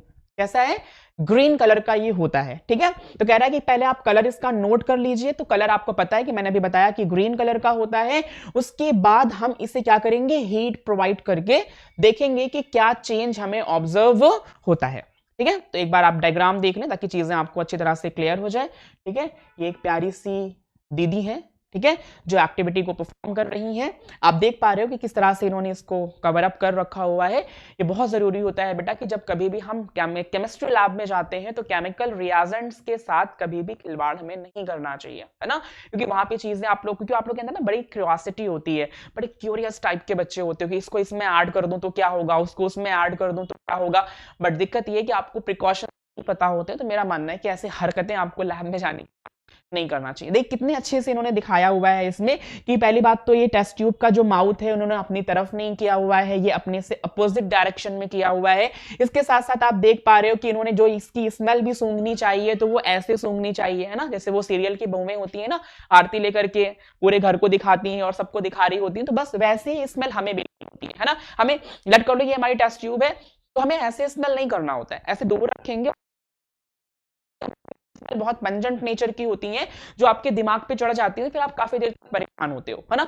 ये सब चीजों का ख्याल रखना होता है। बहुत ही अच्छी एक्टिविटी डिपिक्ट करी गई है आपके सामने। ओके, अब इसमें हम लोग क्या रिप्रेजेंटेशन कर रहे हैं, तो आप देख पा रहे हैं कि इन्होंने यहाँ पे फेरस सल्फेट का क्रिस्टल लिया हुआ है जो कि जनरली किस कलर का है बेटा, ग्रीन कलर का है, और उसको इन्होंने फ्लेम की मदद से बॉइलिंग ट्यूब में डाल करके हीट करना शुरू किया। जब ये हीट करते हैं, है ना, जब ये हीट करते हैं तो इन्हें कुछ चेंजेस नजर आते हैं। वो क्या चेंजेस होते हैं, तो पहले हम लोग थोड़ा सा इक्वेशन लिख लें, उसके बाद समझ जाएंगे, ठीक है ना, उसके बाद हम समझ जाएंगे। तो इन्होंने ऑब्जर्वेशन बताया हुआ है, आइए पहले देख लेते हैं क्या हमारा रिएक्शन हुआ है, ठीक है। देखो अगर मैं फेरस सल्फेट क्रिस्टल की बात करता हूं तो फेरस सल्फेट क्रिस्टल होता है वो आपका होता है FeSO4.7H2O। ये ग्रीन कलर का होता है, इसलिए इसे कॉमनली हम लोग ग्रीन विट्रियोल के नाम से भी जानते हैं। और याद रखिएगा बेटा कि जहां पे भी आपको ये वाटर ऑफ क्रिस्टलाइजेशन मिल जाए, वाटर ऑफ क्रिस्टलाइजेशन वाले जितने भी सॉल्ट्स होते हैं वो सारे के सारे हाइड्रेटेड सॉल्ट्स के नाम से फेमस है। किस नाम से? हाइड्रेटेड सॉल्ट के नाम से फेमस है ना, इसका दिमाग में आपको रखना है। अच्छा, इसी के साथ इसका एक भाई और होता है जो है कि आपका CuSO4.5H2O। अब ये CuSO4.5H2O की अगर आप बात करते हैं तो इसे हम लोग बुलाते हैं क्या, ब्लू विट्रियोल। क्या बुलाते हैं? ब्लू विट्रियोल, क्योंकि ये ब्लू कलर का होता है ना। इसका नाम क्या है, केमिकल नेम क्या है इसका, तो इसका केमिकल नेम है कॉपर सल्फेट पेंटाहाइड्रेट। इसका क्या नाम है? Ferrous sulphate heptahydrate. हेप्टा हम 7 के लिए यूज कर रहे हैं और यहाँ पे पेंटा जो हम लोग यूज कर रहे हैं वो 5 के लिए यूज कर रहे हैं। इसके साथ एक हमारे पास और है Na2CO3.10H2O। अगर मैं इसकी बात करता हूं तो इसका नाम है बेटा वॉशिंग सोडा। क्या नाम है? वॉशिंग सोडा, ठीक है। अब ये जो है आपका ये क्या है, तो ये आपका यूजुअली सॉल्ट्स की कैटेगरी में आप लोगों ने पढ़ा हुआ है, एसिड बेसिस एंड सॉल्ट्स से टॉपिक है, बट यहाँ पे मेरा आया था तो थोड़ा सा मैंने एक्सप्लेन कर दिया हुआ है। आइए बात करते हैं इसकी, तो इसका नाम क्या है, केमिकल नेम क्या होगा, तो ये है सोडियम कार्बोनेट, वाटर मॉलिक्यूल 10 है, so that's why this is your decahydrate, ठीक है। तो सोडियम कार्बोनेट डेकाहाइड्रेट। और मेरी उम्मीद है कि अगर आपका कोई भी हाइड्रेटेड सॉल्ट आता है तो इससे बाहर फिलहाल नहीं जाएगा, ठीक है। ये तीन ही आपके यहां ज्यादा इंपॉर्टेंट है, ग्रीन विट्रियोल, ब्लू विट्रियोल, उसके साथ में कौन, वॉशिंग सोडा। याद रखना है कि ये सब आपके हाइड्रेटेड सॉल्ट्स के बेस्ट एग्जांपल है, ठीक है। तो अभी यहां पे क्या इंडिकेट किया जा रहा है कि फर्स्ट ऑफ ऑल जब इन दीदी जी ने फेरस सल्फेट हेप्टाहाइड्रेट को हीट किया तो फर्स्ट ऑफ ऑल आपका वाटर रिमूव हो गया, ठीक है ना। फिर क्या बचा हमारे पास, FeSO4 बचा, ठीक है। आगे यही चीज आपके यहाँ है, यहीं से चीजें आपकी ज्यादा इंपॉर्टेंट है, ये इक्वेशन आपके लिए इंपॉर्टेंट हो जाती है, ठीक है। और ये एक तरीके से ना थर्मल डिकम्पोजिशन को रिप्रेजेंट करती है, किसको, यानी डिकम्पोजिशन रिएक्शन यहाँ पे वर्क कर रही है। और जो डिकम्पोजिशन रिएक्शन यहाँ पे वर्क कर रही है बेटा वो है thermal decomposition reaction. Which reaction is there? Thermal decomposition. क्योंकि आप यहाँ पे देख पा रहे हैं कि ये एक अकेला सब्सटेंस है, हीट की वजह से ये substance more than one substance में ब्रेक डाउन हो रहा है। तो जब कभी भी किसी भी रिएक्शन में एक सब्सटेंस एक से ज्यादा सब्सटेंस में टूट जाए, ब्रेक डाउन हो जाए, तो उसे हम कहते हैं डिकम्पोजिशन। यहाँ पे जो डिकम्पोजिशन हो रहा है वो हीट प्रोवाइड करने की वजह से हो रहा है, so that's why this one is your what, thermal decomposition, ठीक है। हुआ क्या है यहाँ पे, तो हमने FeSO4 जो कि यूजुअली हमारा पहले किस कलर का था, ग्रीन कलर का था, जब हमने उसे हीट किया तो हीट करने के बाद हुआ ये है कि यहाँ पे आयरन अपने ऑक्साइड में बदला है और इसे हम लोग कहते हैं फेरिक ऑक्साइड। क्या बुलाते हैं? Ferric oxide. और इसका जो कलर होता है बेटा वो ब्राउन होता है। तो पहला चेंज हमें क्या नजर आया कि जब हम कभी भी FeSO4 को हीट करते हैं तो वो ग्रीन कलर से ब्राउन कलर में चेंज हो जाता है। इसके साथ साथ यहाँ पे दो गैसेज रिलीज हो रही हैं, एक सल्फर का डाइऑक्साइड रिलीज हो रहा है बेटा और एक सल्फर का ट्राइऑक्साइड रिलीज हो रहा है। अब जो ये सल्फर का डाइऑक्साइड और ट्राइऑक्साइड होता है ना, इसे हम लोग कहते हैं बर्निंग सल्फर स्मेल आएगी। कौन सी स्मेल आएगी? बर्निंग सल्फर स्मेल आएगी, बर्निंग सल्फर स्मेल आएगी, ठीक है ना, बर्निंग सल्फर स्मेल आएगी। अभी बर्निंग सल्फर स्मेल आप कैसे पहचानते हो? तो जो आपकी ये बाल होते हैं जब इनको आप कभी जलाते हैं तो जैसी स्मेल इसमें से आती है वैसी ही स्मेल जो होती है वो यहाँ पे आ रही होती है। में सल्फर की क्वांटिटी थोड़ा ज्यादा होती है, ठीक है। तो ये हमारी एक थर्मल डिकॉम्पोजिशन रिएक्शन है। कलर चेंज आप ध्यान रखेंगे, पहले ग्रीन होगा, बाद में वो ब्राउन हो जाएगा और बर्निंग सल्फर की स्मेल आएगी, ठीक है। तो देख लीजिए भाई, पहला क्वेश्चन कह रहा है कि what is the colour of the ferrous sulphate crystal. तो मैंने अभी आपको बताया कि जो फेरस सल्फेट का क्रिस्टल होता है वो जनरली ग्रीन इन कलर होता है। आगे देखते हैं भाई, अगला सवाल क्या कह रहा है। कह रहा है कि how many water molecules are present in one molecule of ferrous sulphate. तो मैंने अभी आपको बताया कि फेरस सल्फेट के एक मॉलिक्यूल में एज यूजुअल 7 वाटर मॉलिक्यूल लगे हुए होते हैं। अच्छा, एक मिनट रुक जाइएगा, दो चीजें और रह गई हैं इससे रिलेटेड ही। एक आप लोगों के ना जिप्सम दिया हुआ है बेटा, है ना, एक जिप्सम है और एक हमारे पास है पीओपी, ठीक है, प्लास्टर ऑफ पेरिस और जिप्सम। ये भी हाइड्रेटेड सॉल्ट्स के ही अच्छे एग्जांपल है, सो दैट्स व्हाई आप जानते चलिए, ठीक है। तो जिप्सम का फॉर्मूला होता है कैल्शियम सल्फेट 0.2H2O, ठीक है।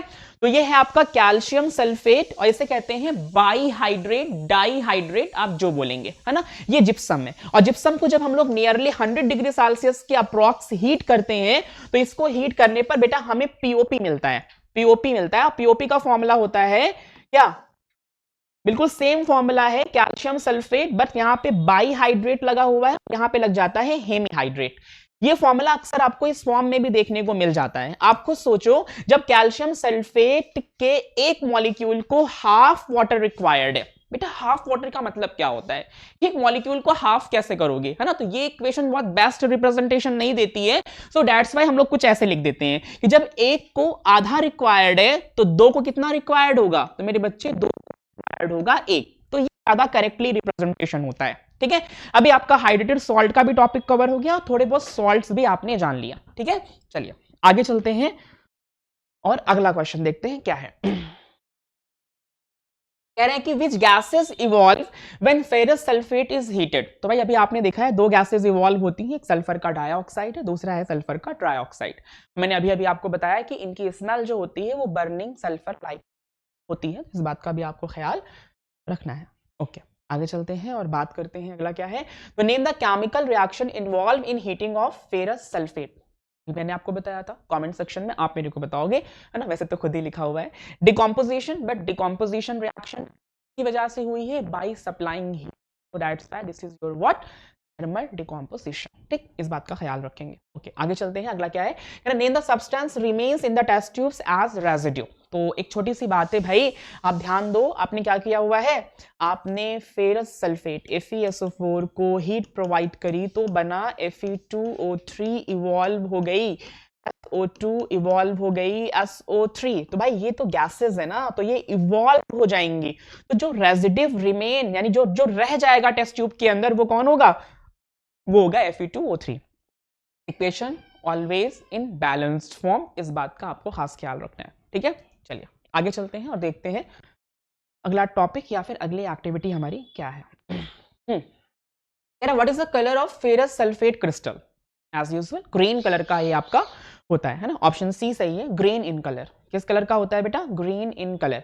How many water molecules are present in one molecule of ferrous sulphate. तो अभी आपने पढ़ा हुआ है कि फेरस सल्फेट के एक मॉलिक्यूल को 7 वाटर मॉलिक्यूल्स रिक्वायर्ड है, कॉपर सल्फेट के एक मॉलिक्यूल को 5 वाटर मॉलिक्यूल रिक्वायर्ड है। इसी तरीके से Na2SO4 के Na2CO3 के 1 मॉलिक्यूल को 10 वाटर मॉलिक्यूल रिक्वायर्ड है। और जिप्सम में जो सॉल्ट का फॉर्मूला है वो CaSO4 है और कैल्शियम सल्फेट के एक मॉलिक्यूल को 2 वाटर मॉलिक्यूल रिक्वायर्ड है। और इसी तरीके से POP में कैल्शियम सल्फेट के एक मॉलिक्यूल को हाफ वाटर रिक्वायर्ड है, इसलिए 2 मॉलिक्यूल को 1 वाटर रिक्वायर्ड होगा, ठीक है। फ्लैशबैक में जाकर के ना समझ में आया तो एक बार फिर से देखना, ठीक है, क्योंकि चीजें बहुत इंपॉर्टेंट है।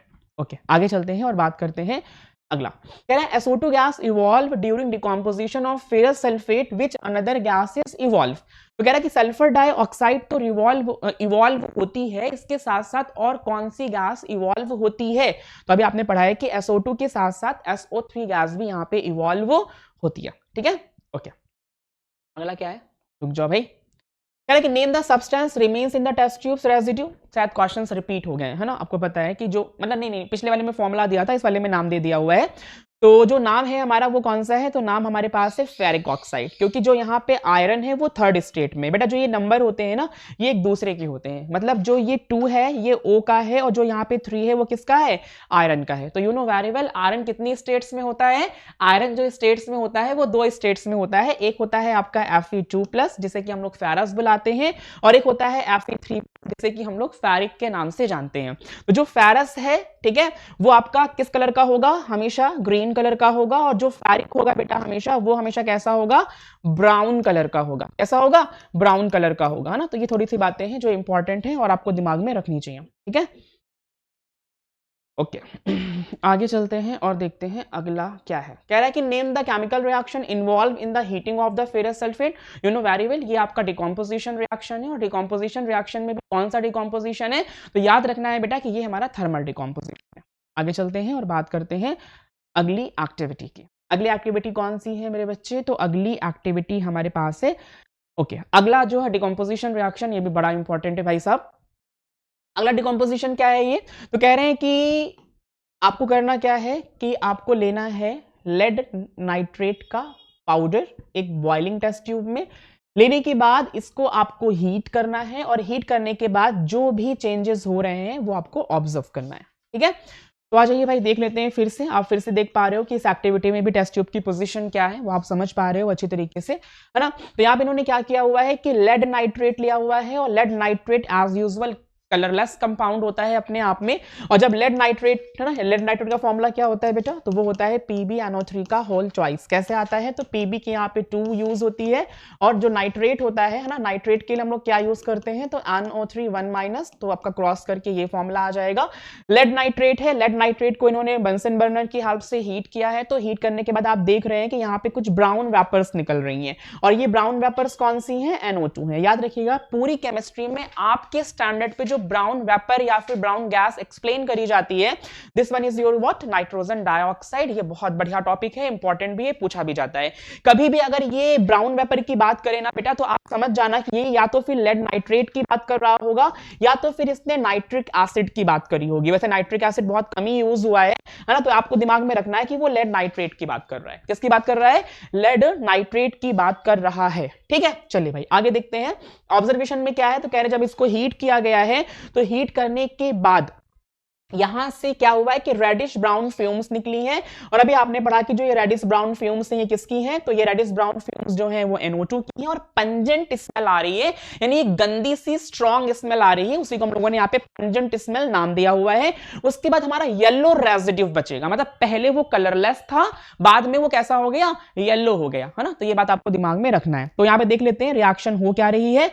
तो रिएक्शन कुछ इस तरह से, और मेरे लाल, मेरे प्यारे, मेरे दुलारे, ठीक है, ये reaction balancing point of view से भी बहुत ज्यादा इंपॉर्टेंट है।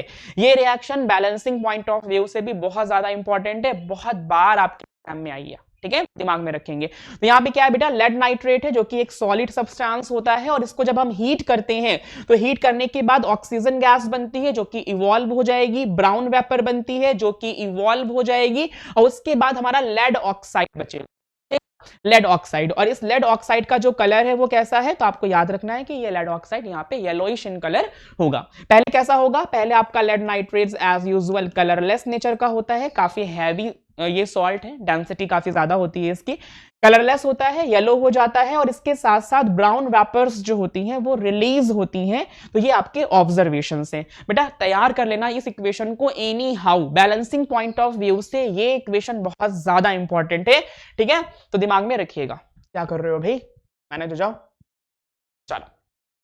कह रहा है give the chemical name of the precipitate form during the activity. ये कहां से आ गया, ये कहां से आ गया, ये प्रेसिपिटेशन कहां से आ गया, अभी चेंज हो गया है क्या, 1 मिनट, ओके ओके ओके, ठीक है ठीक है, कोई बात नहीं, देखते हैं क्या है। इन्होंने 2 एक्टिविटीज को कंबाइन कर दिया है ना, 2 एक्टिविटीज को कंबाइन करके क्वेश्चंस दे रहे हैं।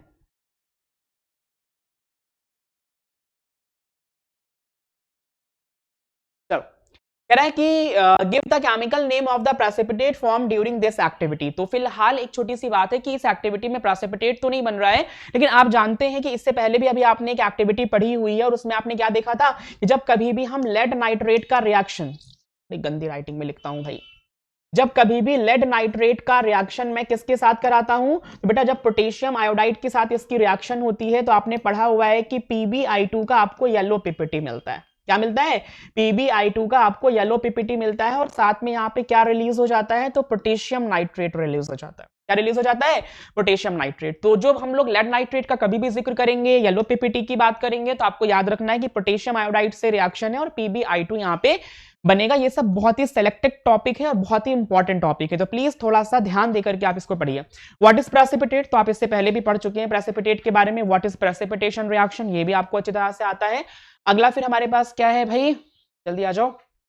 What is the chemical formula of lead nitrate, तो मैंने अभी आपको बताया था कि लेड नाइट्रेट का जो फॉर्मूला होता है वो PbNO3 का होल ट्वाइस होगा। कैसे आएगा, तो Pb होगा 2+ और नाइट्रेट होगा NO3 1-। जब इसे आप क्रिस क्रॉस करवाएंगे तो फॉर्मूला आपका बन जाएगा PbNO3 का होल ट्वाइस। ठीक है, तो इसलिए आपका फॉर्मूला यहाँ पे आएगा PbNO3 का होल ट्वाइस। ओके, आगे चलते हैं और बात करते हैं अगले क्वेश्चन की तरफ। कह रहा है कि name the chemical name, what name the chemical name, अच्छा precipitate formed in this activity, तो यूजुअली लेड आयोडाइड ही फॉर्म होता है, आपको पता है यहाँ पे। अगला है कि which colour precipitate is form this reaction, तो जो पीपीटी बनता है वो येलो कलर का होता है। ठीक है, अगली बात क्या है कि what is the chemical formula of lead iodide, तो लेड आयोडाइड का जो केमिकल फॉर्मूला हमारे पास बनेगा वो क्या बनेगा, वो PbI2 बनेगा। कैसे आएगा, Pb यहाँ पे 2+ है, आयोडाइड यहाँ पे 1- है, तो फॉर्मूला क्रॉस करेंगे तो आपका PbI2 मिल जाएगा। ओके, आगे चलते हैं। थोड़ा सा स्पीड अप कर रहा हूं क्योंकि चीजें हो चुकी हैं, कहीं ना कहीं हम पढ़ भी चुके हैं इसके बारे में। ओके, ये आपके सामने एक इक्वेशन अगेन दे दी गई है। कह रहे हैं कि ये कैसी इक्वेशन है, तो आपको पता है कि ये एक प्रेसिपिटेशन रिएक्शन होती है। और अगर प्रेसिपिटेशन रिएक्शन आपको ऑप्शन में ना मिले तो आपको पता है कि ये अपने आप में एक डबल डिस्प्लेसमेंट रिएक्शन भी है ना, ये अपने आप में एक डबल डिस्प्लेसमेंट रिएक्शन भी है। अगर आपको नहीं मिलता है ऑप्शन में तो आप डबल डिस्प्लेसमेंट पे भी टिक कर सकते हो। ओके, आगे चलते हैं। रुक जाओ भाई, आगे जा रहे हो।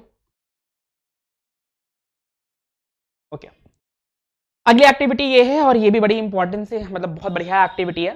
ठीक है, इंपॉर्टेंट है। देखिए ध्यान देंगे यहाँ पे क्या है, तो यहाँ पे एक एक्टिविटी परफॉर्म करी जा रही है जिसमें किया कुछ इस तरह से गया है कि हमने एक कंटेनर ले लिया हुआ है और उस कंटेनर के अंदर हमने इलेक्ट्रोड्स लगा दिए हैं। इलेक्ट्रोड्स कौन कौन सी हैं, तो अनोड और कैथोड का इन्होंने यूज किया हुआ है। ये हमारे इलेक्ट्रोड होती हैं। देखिए आपको पता है कि ये बैटरी का सिंबल होता है, कहीं ना कहीं तो फिजिक्स में आपने जरूर पढ़ा होगा। This is the symbol of the battery. Battery का जो निगेटिव टर्मिनल होता है और एक पॉजिटिव टर्मिनल होता है। बेटा बैटरी के निगेटिव टर्मिनल से आप जिसे भी जोड़ते हो, है ना, टर्मिनल से जोड़ देते हो उसे आप कैथोड बोलते हो, और जिसको बैटरी के पॉजिटिव टर्मिनल से आप जोड़ते हो उसे आप अनोड कहते हो, है ना। इस बात का ख्याल रखना है। उसके बाद हमारे पास दो आयंस होते हैं, एक का नाम होता है कैट आयन जिसपे पॉजिटिव चार्ज होता है, और एक का नाम होता है एन आयन जिसपे कि निगेटिव चार्ज होता है। बच्चा हमारा बहुत भूलता है, इसलिए छोटी सी एक ट्रिक है, आप देख लो। जैसे कि मैंने ये कैट आयन लिखा, तो कैट आयन में आप इतने हिस्से को सर्कल कर लो, आपको पॉजिटिव साइन नजर आ रहा होगा। ठीक है, तो इसलिए इस पे पॉजिटिवली चार्ज होते हैं ये वाले आयंस। और अगर मैं एनायन की बात करता हूं तो एनायन आप एज यूजुअल लिख लो और फिर से इतने को सर्कल कर लो, तो आपको यहाँ पे नेगेटिव चार्ज नजर आ रहा होगा। सो दैट्स व्हाई आप ऐसे तैयार कर सकते हो। ठीक है, तो कैटायन हमेशा माइग्रेट करके कैथोड की तरफ जाते हैं और एनायंस हमेशा माइग्रेट करके अनोड की तरफ जाते हैं, क्योंकि आपने पढ़ा हुआ है इस चीज के बारे में कि कोई भी चार्ज पार्टिकल हमेशा अपने से अपोजिट चार्ज की तरफ जाता है। तो बेटा कैटायन पे चार्ज पॉजिटिव है तो वो हमेशा कैथोड की तरफ माइग्रेट करेगा, एनायन पे चार्ज नेगेटिव है तो वो ऑलवेज अनोड की तरफ माइग्रेट करेगा। ठीक, आगे क्या है कि इसमें जो बैटरी इन्होंने यूज करी हुई है वो 6 वोल्ट की है और इसके अंदर इन्होंने वाटर फिल कर लिया हुआ है ना। अभी जो हमारी कुछ जापान की जो कुछ कंपनी है ना, वो यूजुअली एक ऐसा इंजन प्रिपेयर कर रही है जो कि वाटर से रन अप करेगा। ठीक है, देखते हैं कितना रिवोल्यूशनरी होती है ये चीज। ठीक है, अभी तो कुछ प्रॉब्लम्स हैं उनके सामने, देखते हैं अगर वो उनको फिक्स कर ले गए तो ये मान के चलिए कि एक ऐसी भी गाड़ी आएगी जो पेट्रोल डीजल से ना चल करके किससे चलेगी, पानी से चलेगी, है ना। तो देखते हैं क्या होता है। ठीक है, तो बेटा इसके अंदर ये पूरा कॉन्सेप्ट यही यूज कर रहे हैं, वाटर की इलेक्ट्रोलाइसिस करा करके ये हाइड्रोजन को प्रोड्यूस करेंगे और उसी हाइड्रोजन को एज अ फ्यूल यूज करेंगे। बट दिक्कत यह है कि हाइड्रोजन अपने आप में एक बहुत ही हाईली फ्लेमेबल गैस होती है बेटा, या एक तरीके से कह सकते हैं हाईली बर्निंग गैस होती है। तो ये जस्ट लाइक ऐसा है कि आप अपनी गाड़ी में ना एक बॉम्ब लेकर के टहल रहे हैं, ठीक है, तो उसी को ये फिक्स करने की कोशिश कर रहे हैं। और अगर ये फिक्स हो जाता है तो हाइड्रोजन एक बहुत ही बढ़िया फ्यूल होता है। इसके साथ साथ ये बहुत ही इको फ्रेंडली फ्यूल भी होता है। उसका रीजन ये है क्योंकि जब आपका हाइड्रोजन जलेगा, भाई आप खुद सोचो ना, आप खुद सोचो, आप केमिस्ट्री स्टूडेंट हो, जब यहां पे क्या होगा, हाइड्रोजन को आप जलाओगे तो जलाने के लिए कौन सी gas, hydrogen gas, oxygen gas responsible होती है। बच्चा यहां पे प्रोड्यूस होगा वाटर। अब सोचो ना, वाटर कहां से पॉल्यूशन कॉज करेगा। भाई कोई भी फ्यूल हमारा जलता है तो यूजुअली वो हाइड्रोकार्बन होता है, और जब हाइड्रोकार्बन जलता है ना बेटा तो वो कार्बन डाइऑक्साइड और वाटर प्रोड्यूस करता है। तो कार्बन डाइऑक्साइड की वजह से आपका इन्वायरमेंट क्या हो रहा है, मतलब एक तरीके से कहा जाए तो आपकी इन्वायरमेंट को नुकसान पहुंच रहा है ना। लेकिन अगर लेट कर लो कि भाई साहब ने हाइड्रोजन को एज अ फ्यूल यूज कर लिया, तो वो यूज होने के बाद क्या बना रहा है, वाटर बना रहा है। वाटर तो कोई मतलब बेकार की चीज नहीं है, बहुत अच्छी चीज है। सो दैट्स व्हाई ये इको फ्रेंडली नेचर का हो जाएगा। बट देखते हैं ये कॉन्सेप्ट कहां तक जाता है ना, कि वाटर को एज अ फ्यूल यूज करेंगे और एक ऐसा इंजन प्रिपेयर करेंगे जो कि हमारी गाड़ियों को पानी से चलाएगा, ठीक है। और पानी तो हमारे इंडिया में पूछो ही ना कितना है, बहुत है, बढ़िया है ना। आ जाइए, तो यहां पे क्या किया गया है, हम लोगों ने वाटर फिल किया हुआ है इस कंटेनर के अंदर, और यहाँ पे अनोड यूज हुई है और यहाँ पे हम लोगों ने कैथोड का इस्तेमाल किया हुआ है। अनोड और कैथोड जो बनी हुई हैं वो ग्रेफाइट की बनी हुई है ना, ग्रेफाइट की बनी हुई है। आप सब बच्चों को पता है कि graphite is a allotropic form of carbon, allotropic form of carbon.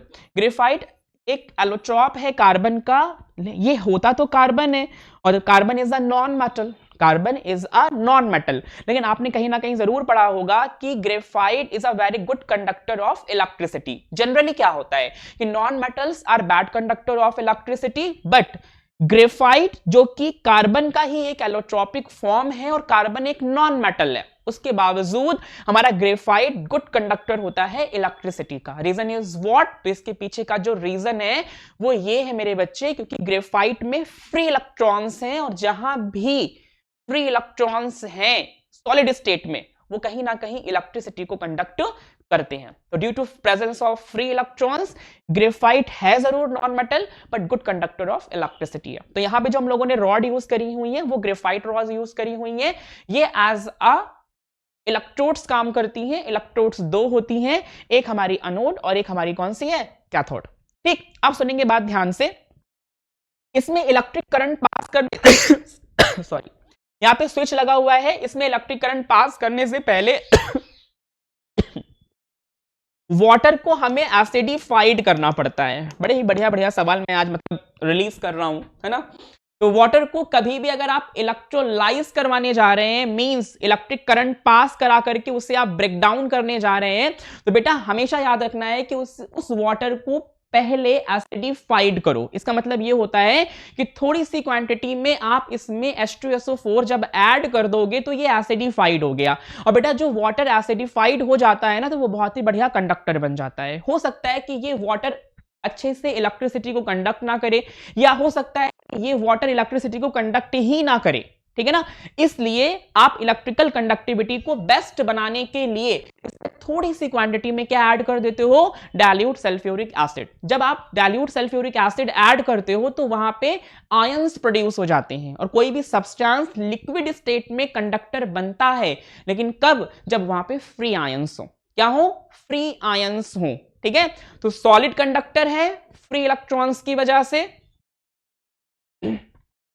और लिक्विड कंडक्टर है फ्री आयंस की वजह से। ये मेन टर्म्स हैं, दिमाग में रखिएगा, ठीक है। चलो भाई, अब इसमें देखते हैं हुआ क्या है।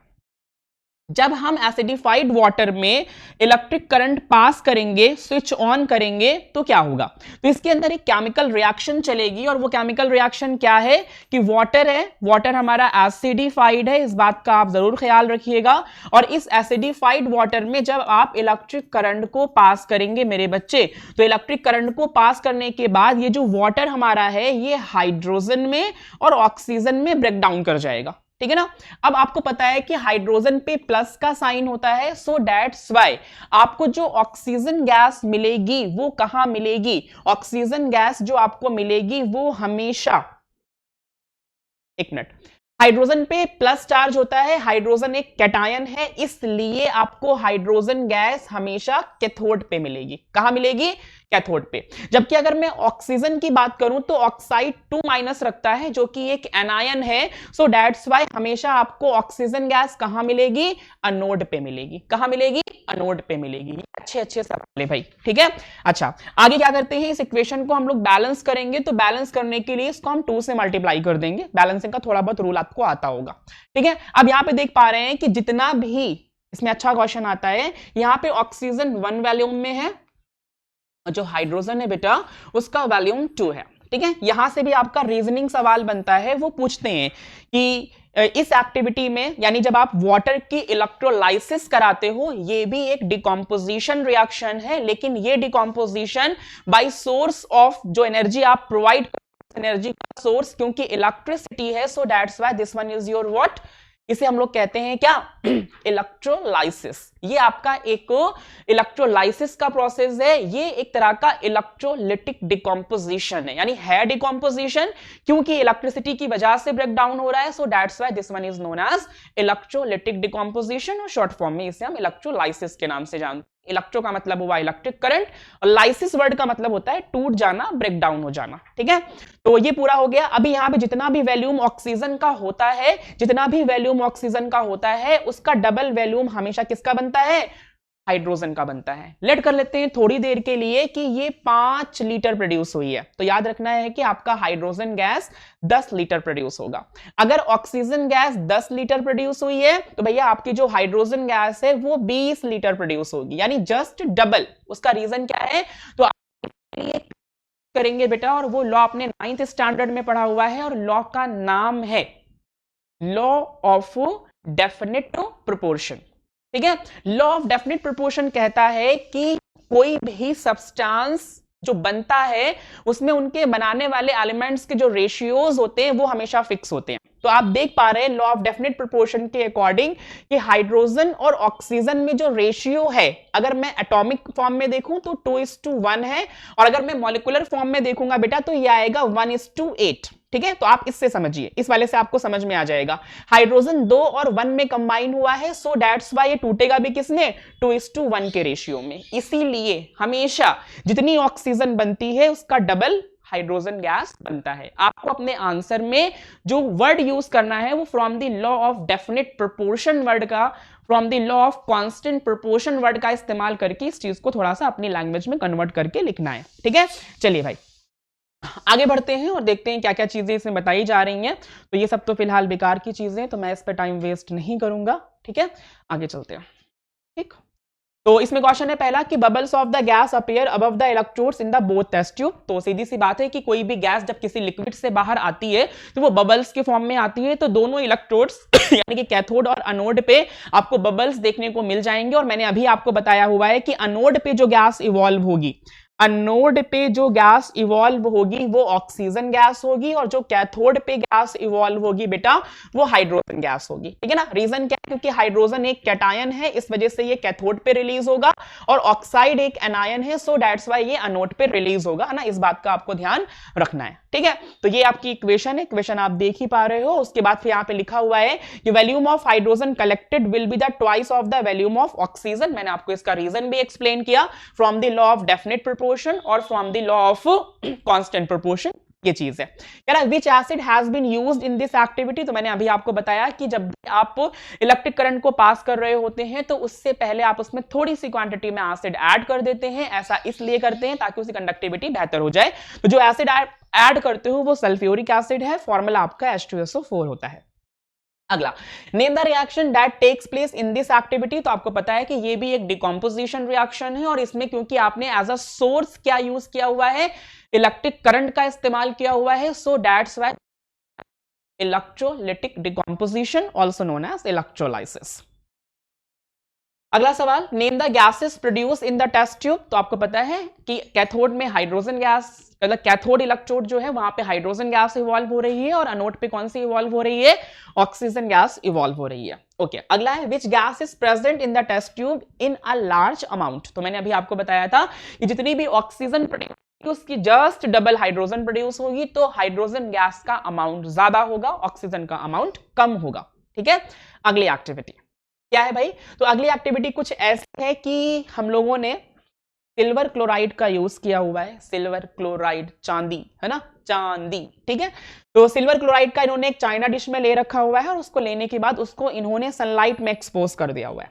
सनलाइट में एक्सपोज कर दिया हुआ है और सनलाइट में एक्सपोज करने के बाद ये कह रहे हैं कि कलर का चेंज ऑब्जर्व करिए, है ना। ये डायग्राम आपके सामने है, इंपॉर्टेंट है भाई, आ जाता है ऐसे, है ना। झरोखे बने हुए हैं, वहां से लाइट आ रही है और फिर यहाँ पे है ना सब्सटेंस पुट है। इस चाइना डिश में सिल्वर क्लोराइड लिया गया है, फॉर्मूला होता है AgCl। एज यूजुअल आप लोगों ने देखा होगा बेटा कि जितने भी केमिकल्स होते हैं वो सारे के सारे केमिकल्स डार्क कलर्ड की बॉटल्स में ही स्टोर्ड किए जाते हैं। वो इसलिए ताकि हम उसे सनलाइट से बचा सकें। और सनलाइट की मदद से होता क्या है, तो वहां पे बेटा फोटोलिटिक डिकम्पोजिशन होता है, यानी एक ऐसा डिकम्पोजिशन जिसमें सनलाइट की मदद से सब्सटेंस जो होता है वो ब्रेक डाउन होता है ना। और इसी चीज को रोकने के लिए हम लोग उसे डार्क कलर की बॉटल्स में फिल कर देते हैं। आप दवाइयों के रैपर्स भी देखते होंगे तो वो पूरा एल्युमिनियम फॉइल से प्रॉपर कवर होकर के आता है, क्योंकि बेटा होता ये है कि केमिकल्स जनरली जब सनलाइट के कॉन्टैक्ट में आते हैं तो कहीं ना कहीं डिकम्पोज होते हैं। ठीक है ना, इसलिए ऐसा किया जाता है।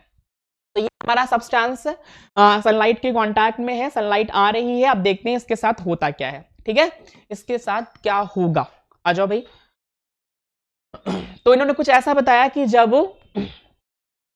सिल्वर क्लोराइड सनलाइट के कांटेक्ट में आता है तो इसका जो कलर होता है वो सिल्वर क्लोराइड का जो कलर होता है वो चेंज हो जाता है। क्या चेंज होता है, तो कह रहे हैं कि जो सिल्वर क्लोराइड है वो पहले तो कलरलेस होता है, सफेद रंग का होता है, लेकिन बाद में जो होता है ना वो ग्रे हो जाता है। ग्रे क्यों हो गया, तो ग्रे कलर जो होता है वो सिल्वर का होता है, चांदी का जो कलर होता है वो ग्रे होता है। तो पहले AgCl कलरलेस था, लेकिन जैसे ही आपने सनलाइट में एक्सपोज किया आफ्टर सम टाइम आपने देखा कि वो ग्रे कलर में कन्वर्ट हो गया, है ना। ऐसा क्यों हुआ है, तो इस बात को हम समझेंगे। देखिए हुआ कुछ इस तरह से है कि AgCl है और जब उस AgCl को हमने एक्सपोज किया सनलाइट में, कहां एक्सपोज किया, सनलाइट में, तो सनलाइट में एक्सपोज होने के बाद ये टूट गया। ठीक है, और उसने क्या क्या बनाया, सिल्वर और क्लोरीन गैस रिलीज करी। बैलेंस कर लेंगे तो 2 से यहां पे मल्टीप्लाई कर देंगे, ये क्लोरीन गैस है तो बेटा ये इवॉल्व हो जाएगी और यहां पे सिर्फ क्या बचेगी, सिल्वर बचेगा। अब सिल्वर की अगर मैं बात करूं तो आपको पता है कि चांदी का जो कलर होता है वो ग्रे कलर का होता है। सो दैट्स व्हाई सब्सटेंस क्या हो जाएगा, ग्रे में चेंज हो जाएगा। तो कलर क्या चेंज हुआ बेटा हमारा, कलरलेस, यानी व्हाइट कलर से कैसा हो गया, ग्रे कलर का हो गया। ठीक है, व्हाइट कलर से कैसा हो गया, ग्रे कलर का ये हो गया। ठीक है, ये आपके सामने इक्वेशन मेंशन है, आप देख पा रहे हो। अच्छा कुछ क्वेश्चंस कर लेते हैं इसके। कह रहा है कि what is the colour of the silver chloride, तो आपको पता है कि ये व्हाइट पाउडर होता है ना, अभी मैंने एक्सप्लेन भी किया। Name the reaction that takes place in this activity, तो आपको पता है कि ये एक तरीके से फोटोलाइसिस है, या फिर इसी को हम लोग बोलते हैं फोटोलिटिक डिकम्पोजिशन, है ना, photolytic decomposition, because this decomposition is due to what, sunlight, so that's why this is known as photolytic decomposition. Okay, आगे क्या है, कह रहा है कि name the substance formed after the decomposition of silver chloride. तो यू नो वेरी वेल, आपका silver produce होता है और क्लोरीन गैस प्रोड्यूस होती है, क्लोरीन गैस इवॉल्व हो जाती है तो बचता सिल्वर है, और सिल्वर का कलर कैसा होता है, ग्रे, इसलिए सब्सटेंस कलरलेस से ग्रे में कन्वर्ट हो जाता है। कह रहे हैं right the definition of decomposition reaction. तो मैंने अभी आपको बताया जब कोई एक सब्सटेंस, कोई एक मटेरियल एक से ज्यादा प्रोडक्ट में ब्रेक डाउन होता है तो इसी को हम लोग किस नाम से जानते हैं, तो इसको हम लोग नाम रखते हैं डिकम्पोजिशन। डिकम्पोजिशन अपने आप से नहीं होगा, आप हीट की वजह से करा सकते हो, लाइट की वजह से करा सकते हो और इलेक्ट्रिसिटी, और तीनों हम लोग पढ़ चुके हैं। Heat thermal decomposition, light photolytic decomposition, और इलेक्ट्रिसिटी की अगर आप बात करते हो तो वो कहलाता है इलेक्ट्रोलिटिक डिकम्पोजिशन। ठीक है, ओके। कह रहे हैं give the chemical equation of this reaction. तो आपके सामने है AgCl सनलाइट की वजह से, है ना, यहाँ पे सनलाइट मेंशन कर देंगे, सनलाइट की वजह से टूटेगा, सिल्वर बनाएगा और क्लोरीन गैस जो होगी वो रिलीज हो जाएगी, ठीक है ना। अच्छा, इसके साथ साथ एक बात और याद रखनी है कि जैसे आपका सिल्वर क्लोराइड वाला होता है, वैसे ही इसके रिस्पेक्ट में एक सॉल्ट और है silver bromide, same to same चीजें यहाँ पे होती हैं। सनलाइट की प्रेजेंस में ये भी ब्रेक डाउन होता है और सिल्वर बनाता है, और क्या बनाता है, ब्रोमीन। ब्रोमीन की अगर मैं बात करता हूं तो ये अकेला नॉन मेटल है, अकेला नॉन मेटल है जो कि लिक्विड के फॉर्म में होता है। तो बेटा ये तो नहीं रिलीज होगा, ये तो नहीं रिलीज होगा, है ना। तो सिल्वर ब्रोमाइड भी एज यूजुअल मैं बात करता हूं तो सिल्वर ब्रोमाइड का जो कलर होता है वो पेल येलोइश कलर का होता है ना, पेल येलो कलर का होता है। और यहां पे बाद में जब रिएक्शन हो जाती है तो ये ब्रोमीन बनता है और चांदी बनती है। तो ब्रोमीन का जो कलर होता है एक्चुअली वो रेडिश ब्राउन होता है। कैसा होता है, रेडिश ब्राउन होता है। तो रेडिश ब्राउन कलर होने की वजह से बाद में जो कलर चेंज हुआ वो क्या हुआ, पेल येलो से चीजें येलोइश, सॉरी, रेडिश ब्राउन हो गया। क्यों, ब्रोमीन के प्रोडक्शन की वजह से। और याद रखिएगा अकेला नॉन मेटल जो लिक्विड जो कि लिक्विड स्टेट में पाया जाता है एट रूम टेम्परेचर, और वो कौन सा होता है, सिल्वर ब्रोमाइड होता है। अब इसके साथ साथ इसका यूज पूछते हैं कि इसका यूज कहां पे किया जाता है। तो आप लोग एक छोटी सी बात याद रखिएगा, किसी भी केमिकल सब्सटेंस का आप एक कॉमन यूज लिख सकते हो बेटा, और वो कॉमन यूज आपका जो होता है वो ये है, used as laboratory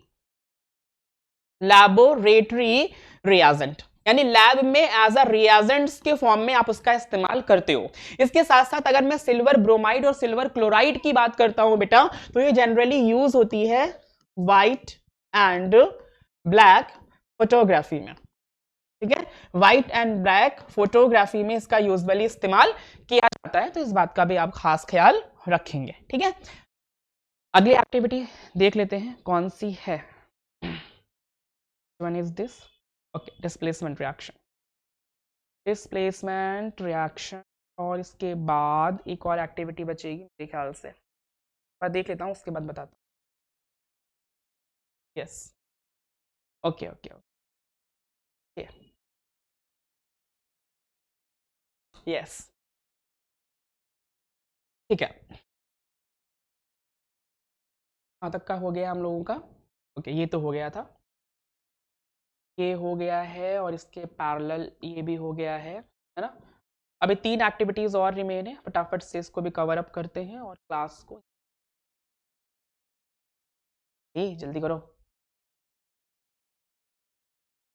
okay, this one. तो अगला आपका है बेटा, ये भी अच्छा है, इंपॉर्टेंट, मतलब बढ़िया एक्टिविटी है, जनरली एग्जाम्स में आ भी जाती है, ठीक है। तो एक्टिविटी कुछ ऐसी है कि हम आयरन नेल का इस्तेमाल कर रहे हैं, और इस आयरन नेल को सबसे पहले हमने सैंड पेपर से रब कर दिया हुआ है, क्योंकि अगर इसके ऊपर भी ऑक्साइड का लेयर है तो वो रिमूव हो जाए। और इसके बाद हमने इसको कॉपर सल्फेट में पुट कर दिया हुआ है, यानी कि हमने कॉपर सल्फेट का सोल्यूशन लिया हुआ है। कॉपर सल्फेट का जो सोल्यूशन होता है वो बेटा ब्लू कलर का होता है, और इस ब्लू कलर के सोल्यूशन में आपने क्या ऐड किया है, आयरन नेल ऐड किया हुआ है। और कुछ देर के बाद आपको ऑब्जर्वेशन रिकॉर्ड करने हैं, ठीक है। जब कुछ देर के बाद आप ऑब्जर्वेशन रिकॉर्ड करोगे तो क्या होगा, तो ये कुछ ऐसी एक्टिविटी है आपके सामने, आप देख पा रहे हो कि यहाँ पे इन्होंने क्या किया हुआ है कि कॉपर सल्फेट का एक ब्लू कलर का सॉल्यूशन लिया हुआ है और उसमें आयरन की नेल डिप करी हुई है। ये आपका इनिशियल स्टेट है, में दिख रहा है, उसको थोड़ी देर छोड़ दोगे तो यूजुअली होगा क्या बेटा कि आपका जो ये पूरा सॉल्यूशन जो ब्लू कलर का है वो ब्लू कलर से चेंज ग्रीन कलर में, इसमें बेटा ग्रीन कलर में, blue colour copper and green colour is due to ferrous ion, यानी Fe2+ आयन, यानी आयरन के आयन की वजह से ऐसा होता है। जनरली होगा क्या यहाँ पे बेटा, तो यहाँ पे कुछ इस तरह की केमिकल रिएक्शन होगी कि कॉपर सल्फेट है, और कॉपर सल्फेट की रिएक्शन जब आयरन के साथ हमने कराई तो रिएक्टिविटी सीरीज में क्योंकि आयरन ऊपर है और कॉपर नीचे है, so that's why iron is more reactive than copper. इसलिए जो आयरन है ना वो कॉपर को डिस्प्लेस कर देगा, ठीक है, और खुद सल्फेट के साथ कंबाइन कर लेगा, ठीक है। तो कॉपर डिस्प्लेस हो गया बेटा यहाँ पे और आयरन सल्फेट बन गया। तो यहाँ पे कॉपर की वजह से कलर ब्लू था और यहाँ पे आयरन की वजह से कलर कैसा आ गया बेटा, ग्रीन आ गया, ठीक है। यहाँ पे भी आप देख पा रहे हो कि इस पूरे टॉपिक काम चल रहा है, और डिस्प्लेसमेंट के लिए एक छोटी सी बात एक्सप्लेन करी जाती है कि हमेशा मोर रिएक्टिव लेस रिएक्टिव वाले को डिस्प्लेस कर देता है, ठीक है ना। एक खट्टा कट्टा बढ़िया एकदम दमदार आदमी जो होता है वो कमजोर वाले को, अपने से कमजोर वाले को क्या कर सकता है, साइड कर सकता है ना। तो यहाँ पे भी वही चीज चल रही है, ठीक है। काफी हद तक केमिस्ट्री कहीं ना कहीं जिंदगी से रिलेटेड ही होती है ना बेटा। सही है। ऑब्जर्वेशन बाद में इन्होंने कुछ ऐसा रिकॉर्ड किया हुआ है कि ऑब्जर्वेशन में इन्होंने बताया कि पहले जो आयरन नेल थी वो ग्रे कलर की थी, लेकिन आफ्टर सम टाइम जो आयरन नेल है उसके अंदर चेंज इनको नजर आया, और चेंज कुछ ऐसा नजर आया कि यहां पे ये ब्राउन हो गई। कैसी हो गई? ब्राउन हो गई। तो एग्जैक्टली हुआ क्या? देखिए, हुआ कुछ इस तरह से है कि जो आपका कॉपर आयन था, कौन सा आयन? कॉपर आयन, वो इस नेल पे डिपॉजिट हो गया, ठीक है ना, और इसके अंदर जो आयरन के पार्टिकल्स थे वो सोल्यूशन में चले गए। कहां चले गए? सोल्यूशन में चले गए। तो इस बात का आपको ध्यान रखना है, ठीक है। कॉपर के पार्टिकल सोल्यूशन से नेल्स पे चले जाते हैं, और नेल से जो आयरन के पार्टिकल्स होते हैं वो सोल्यूशन में चले जाते हैं, और इस वजह से आपको कलर जो होता है वो ऑब्जर्व होता है, ठीक है। तो सॉल्यूशन का कलर फेड कर जाएगा। क्या फेड करेगा? तो आपको पता है कि पहले ये ब्लू कलर का होगा, बाद में ये ग्रीन कलर का हो जाएगा, ठीक है। तो ये आपके सामने इक्वेशन मेंशन है। आयरन जो कि मोर रिएक्टिव था कॉपर से, तो इसने कॉपर को डिस्प्लेस कर दिया और खुद आयरन सल्फेट बना लिया, जिसका कि कलर जो होता है वो ग्रीन होता है ना। यहाँ पे आयरन जो है वो कॉपर को डिस्प्लेस कर रहा है। What is the colour of the copper sulphate? तो एज यूजुअल ब्लू कलर का होता है। कैसा होता है बेटा? ब्लू कलर का होता है। Why do iron nail becomes in colour? तो सीधी सी एक बात है, ब्राउन वो इसलिए हुआ क्योंकि वहां पे जनरली हुआ क्या है कि कॉपर के जो आयंस है ना, वो कोट हो गए हैं किसके ऊपर? आयरन के ऊपर, है ना। तो इस वजह से वो ब्राउन कलर का हो जाएगा, ठीक। आगे क्या है बेटा? तो कह रहे हैं what is the name of the substance green coloured form? तो जो ग्रीन कलर का मटेरियल बना है वो आपका फेरस सल्फेट है। फॉर्मूला आपका FeSO4 होता है। ओके, आगे क्या है भाई? तो कह रहा है right the definition of displacement reaction. तो डिस्प्लेसमेंट रिएक्शन एक ऐसी रिएक्शन होती है इसमें मोर रिएक्टिव सब्सटेंस या लेस रिएक्टिव सब्सटेंस को एलिमेंट प्लेस देता है। इसी को हम लोग डिस्प्लेसमेंट रिएक्शन के नाम से जानते हैं, ठीक है। कह रहा है give the chemical equations of this. तो आपको पता है इक्वेशन आप मेंशन कर चुके हो। अच्छा हाँ, एक और इसमें आ जाता है, पलट करके चेंज होकर के आ जाता है। क्या करेंगे भाई? तो ये आयरन सल्फेट लेंगे और आयरन सल्फेट में कॉपर डाल देंगे और पूछेंगे कि दिस रिएक्शन इज फीजिबल और नॉट। बेटा फीजिबल का मतलब होता है कि ये रिएक्शन होगी या फिर नहीं होगी। तो छोटी सी एक बात है कि यहाँ पे कॉपर भाई साहब और आदमी की तरीके से है, और आयरन जो है वो एक हट्टा मजबूत आदमी के तरीके से है। सो दैट्स वाई, क्योंकि कॉपर रिएक्टिविटी सीरीज में नीचे है और आयरन जो है ना बेटा वो ऊपर है। So that's why copper iron को डिस्प्लेस नहीं कर सकता है और ये रिएक्शन फीजिबल नहीं होगी, यानी ये रिएक्शन पॉसिबल नहीं है, ठीक है ना। तो ये दिमाग में आप रखिएगा। अच्छा, एक और बात यहां पे सुन लीजिएगा, एक और पॉसिबिलिटी है जो आ सकती है। कॉपर सल्फेट जो कि जनरली ब्लू कलर का होता है। कैसा होता है बेटा? ब्लू कलर का होता है, और इसमें हम लोग जिंक ऐड करते हैं। बताओ भाई, रिएक्शन होगी या फिर नहीं होगी? बोलो, रिएक्शन होगी या फिर नहीं होगी? जल्दी सोचो, रिएक्शन होगी या फिर नहीं होगी? जल्दी बताएं। हाँ, अभी आपको बताया कि रिएक्टिविटी सीरीज में जो जिंक है वो ऊपर है और कॉपर नीचे है, तो रिएक्शन यहां पे भी होगी और बनेगा क्या? Zinc sulphate. और जिंक सल्फेट यूजुअली कलरलेस होता है। हमारी केमिस्ट्री में व्हाइट को कलरलेस बोला जाता है, ठीक है। बाद में फिर से कॉपर जो होगा वो रिलीज हो जाएगा, ठीक है। बार बार मैं रिएक्टिविटी सीरीज की बात कर रहा हूं, बट पता नहीं मेरे दिमाग में तो होगी रिएक्टिविटी सीरीज, बट एक बार थोड़ा सा देख लें, थोड़ा फनी वे में तैयार कर लें इसको, है ना। मेरे बच्चों को मोस्टली तैयार होता है, बट आप लोग एक बार फिर से देख लीजिए, ठीक है। तो यहाँ पे बेटा है के for Kedar, NA for Nath, CA for का, है ना। तो केदारनाथ का, और MG for Mali, AL for आलू, ठीक है। तो केदारनाथ का, माली, आलू, फिर क्या है बेटा? जरा फीके पकाता है, ठीक। तो केदारनाथ का माली आलू जरा फीके पकाता है। फिर यहां पे आएगा क्यूट, हंग्री आएगा और पिटेगा, है ना। तो ये एक छोटा सा शॉर्ट ट्रिक है, इससे आप रिएक्टिविटी सीरीज मजेदार तरीके से तैयार कर सकते हो, है ना। अब यहाँ पे स्टैंडर्ड मैंने हाइड्रोजन को बनाया हुआ है। हाइड्रोजन से ऊपर जितने भी मेटल्स होते हैं वो किसी भी एसिड से हाइड्रोजन को डिस्प्लेस कर सकते हैं, ठीक है। उसके बाद जो जितना ऊपर है वो अपने से नीचे वाले को डिस्प्लेस कर देगा। Reason is what? कि जो ऊपर होते हैं वो मोस्ट रिएक्टिव होते हैं, जो नीचे होते हैं वो लीस्ट रिएक्टिव होते हैं। इसमें गोल्ड और प्लैटिनम की अगर मैं बात करूं तो जनरली ये कहलाते हैं नोबल मेटल। ये नोबल मेटल क्यों कहलाते हैं? क्योंकि आपको पता है कि ये एक ऐसे मेटल हैं जो कभी किसी के साथ रिएक्शन नहीं करते except a mixture which is known as aqua regia, ठीक है। What is aqua regia? तो एक्वारेजिया एक मिक्सचर होता है बेटा। किसका मिक्सचर होता है? तो this is a mixture of concentrate HCl and concentrate HNO3 कितने रेशियो में लेना होता है? 3:1 रेशियो, है ना। तो बस आपका जो ये गोल्ड और प्लैटिनम है वो सिर्फ इस रेजिया में ही डिसॉल्व होता है, इसी से रिएक्शन करता है और कभी भी किसी के साथ रिएक्शन नहीं करता। जो इक्वेशन मैंने अभी लिखी थी उसको एक बार आप चेक करें, ठीक है। मैंने इक्वेशन यहां पे ऐसा लिखा था कि कॉपर सल्फेट है और उसका रिएक्शन मैं जिंक के साथ करा रहा हूं, तो जिंक मोर रिएक्टिव है। कैसे मालूम पड़ा हमें? देखो जिंक ऊपर है और हमारा कॉपर नीचे है, ठीक है। तो copper is less reactive than zinc, so that's why क्या होगा कि जिंक भाई साहब कॉपर को मार पीट करके भगा ले जाएंगे और उसके साथ जो रह रहा है उसको अपने साथ उड़ा ले जाएंगे, ठीक है ना। तो जिंक सल्फेट बन जाएगा बेटा और कॉपर रिलीज हो जाएगा, so that's why this reaction is occurring. Okay, चलो वेरी वेल, बढ़िया है ना। अगली एक्टिविटी है, तेज भागते हो भाई तुम। अगली एक्टिविटी है ये कुछ थोड़ा सा, है ना। तो यहां पे इन्होंने क्या किया हुआ है, यहां पे इन्होंने सोडियम सल्फेट का एक सॉल्यूशन लिया हुआ है और उस सोडियम सल्फेट के सॉल्यूशन में बैरियम क्लोराइड ऐड किया हुआ है। क्या ऐड किया हुआ है? बैरियम क्लोराइड ऐड किया हुआ है ना। सोडियम सल्फेट का सॉल्यूशन है, बैरियम क्लोराइड इन्होंने ऐड किया हुआ है। अब ऐड करने के बाद क्या ऑब्जर्व हुआ, इस चीज को हमें चेक करना है, ठीक है। तो ये कुछ एक्टिविटी है आपके सामने, आप देख पा रहे हैं कि यहाँ पे इन्होंने 2 टेस्ट ट्यूब यूज करी हुई हैं। एक में इन्होंने फिल किया हुआ है सोडियम सल्फेट, फॉर्मूला होता है Na2SO4, और दूसरे में इन्होंने यूज किया हुआ है बैरियम क्लोराइड, फॉर्मूला होता है BaCl2। जैसे ही आप मिक्स करोगे इसके अंदर कर्ड सा बन जाएगा। दोनों सोल्यूशन ट्रांसपेरेंट है, जैसे ही आप मिक्स करोगे वैसे ही इसके अंदर एक कर्डी मीडियम बन जाएगा, यानी प्रेसिपिटेट बन जाएगा। क्या बन जाएगा बेटा? प्रेसिपिटेट बन जाएगा, ठीक है। तो क्या दिखा रहे हैं भाई, आगे देखता हूं, 1 मिनट, हाँ 1 मिनट 1 मिनट।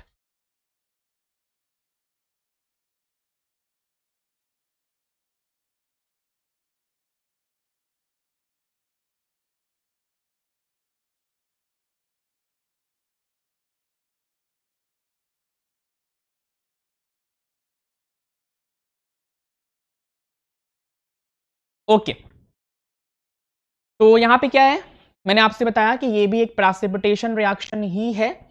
तो हो क्या रहा है, ध्यान देंगे थोड़ा सा।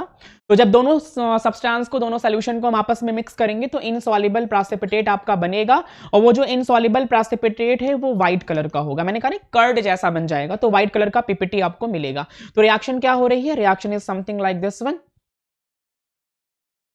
सोडियम सल्फेट है, बैरियम क्लोराइड है। आपको पता है कि प्रेसिपिटेशन रिएक्शन एक डबल डिस्प्लेसमेंट रिएक्शन होती है, तो दोनों लोग अपने आयंस को यूजुअल एक्सचेंज कर लेते हैं, ठीक है। आपको पता है Na1+ होता है, सल्फेट 2- होता है, बैरियम 2+ होता है, क्लोराइड 1- होता है। तो सोडियम क्लोरीन के साथ कंबाइन करके NaCl फॉर्म कर देगा और बैरियम सल्फेट के साथ कंबाइन होकर के BaSO4 बना देगा। और बेटा ये जो BaSO4 का पीपीटी होता है ये व्हाइट कलर का पीपीटी है। कैसा पीपीटी है?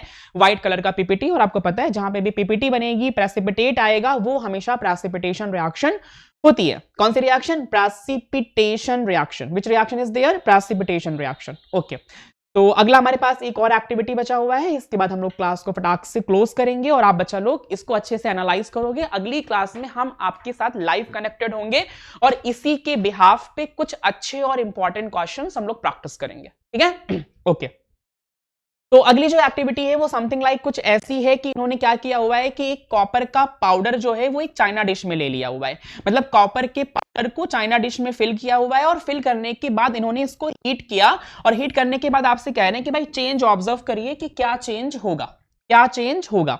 तो ये पूरी एक्टिविटी है, आप देख पा रहे हो हमारे पास, है ना। ये ट्राइपॉड स्टैंड लगा हुआ है, ऊपर इन्होंने वायर गाज रखा है, इसके ऊपर चाइना डिश है, इसमें कॉपर पाउडर है। Copper powder usually brown shiny material है ना। ब्राउन कलर का एक शाइनी सब्सटेंस होता है, मेटल होता है। कॉपर के यूटेंसिल्स आपके घरों में होंगे, आपने जरूर देखा होगा। और अगर उसको बहुत टाइम तक ऐसे ही रखे रहो हवा के कांटेक्ट में, तो आप देखते हो कि वो ब्लैक कलर का हो जाता है ना। तो समथिंग लाइक वैसी एक एक्टिविटी जो आपको लैब में परफॉर्म करवाई जा रही है। तो यूजुअली ये आपका ब्राउन कलर का है, ठीक है। लेकिन जब इसको आप हीट करोगे तो हीट करने के कुछ देर के बाद बेटा ये ब्लैक हो जाएगा। कैसा हो जाएगा? ब्लैक हो जाएगा। तो ऑब्जर्वेशन क्या रहा आपका? तो ऑब्जर्वेशन कुछ इस तरह से रहा कि पहले किस कलर का था? पहले ये ब्राउन कलर का था, बाद में ये ब्लैक हो गया, मैंने इसके ऊपर ब्लैक कलर की कोटिंग आई। तो अब ऐसा हुआ क्यों? तो वो इसलिए हुआ कि इन्होंने कॉपर को हीट किया ऑक्सीजन के साथ, तो कॉपर ने ऑक्सीजन के साथ रिएक्शन किया और कॉपर ऑक्साइड बनाया। और जब कॉपर के ऊपर ऑक्साइड की लेयर चढ़ जाती है तो बेटा उसका अपीयरेंस जो होता है वो ब्लैक कलर का हो जाता है। और ये आपका कैसा है? तो आपको याद रखना है कि ये यूजुअली ब्राउन मेटल होता है ना, ब्राउन मेटल होता है, शाइनी ब्राउन मेटल होता है। कॉपर ऑक्सीजन से रिएक्शन करके कॉपर ऑक्साइड बनाता है, एक तरह का ऑक्सीडेशन रिएक्शन है। कौन सा है? ऑक्सीडेशन रिएक्शन है, ठीक है ना। चलिए भाई, ये आपकी रिएक्शन है ना, इस तरह से ये चीजें होती हैं। अच्छा, पूछा हुआ है कि what is the colour of the powder, तो आपको बताया कि ये ब्राउन कलर का होता है बेटा। कैसा होता है? ब्राउन कलर का। आगे कह रहे हैं कि which new substance formed when the copper powder is heated, तो आपको पता है कॉपर ऑक्साइड बनेगा। फॉर्मूला मैंने आपको अभी बताया है ना, CuO इसका फॉर्मूला होता है, ब्लैक कलर का इसका अपीयरेंस है।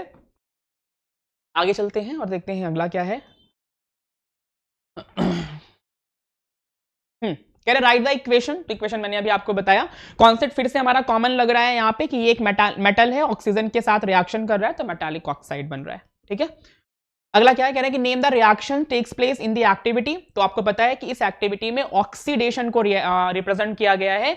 और ऑक्सीडेशन के साथ साथ क्योंकि ऑक्सीजन का एडिशन हो रहा है ना, कॉपर पहले अकेला था, रिएक्टेंट में आप देखेंगे, अगर आप रिएक्टेंट में देखेंगे तो कॉपर भाई साहब पहले अकेले हैं और बाद में फिर मिंगल हो गए हैं, है ना। किसके साथ मिंगल हो गए हैं?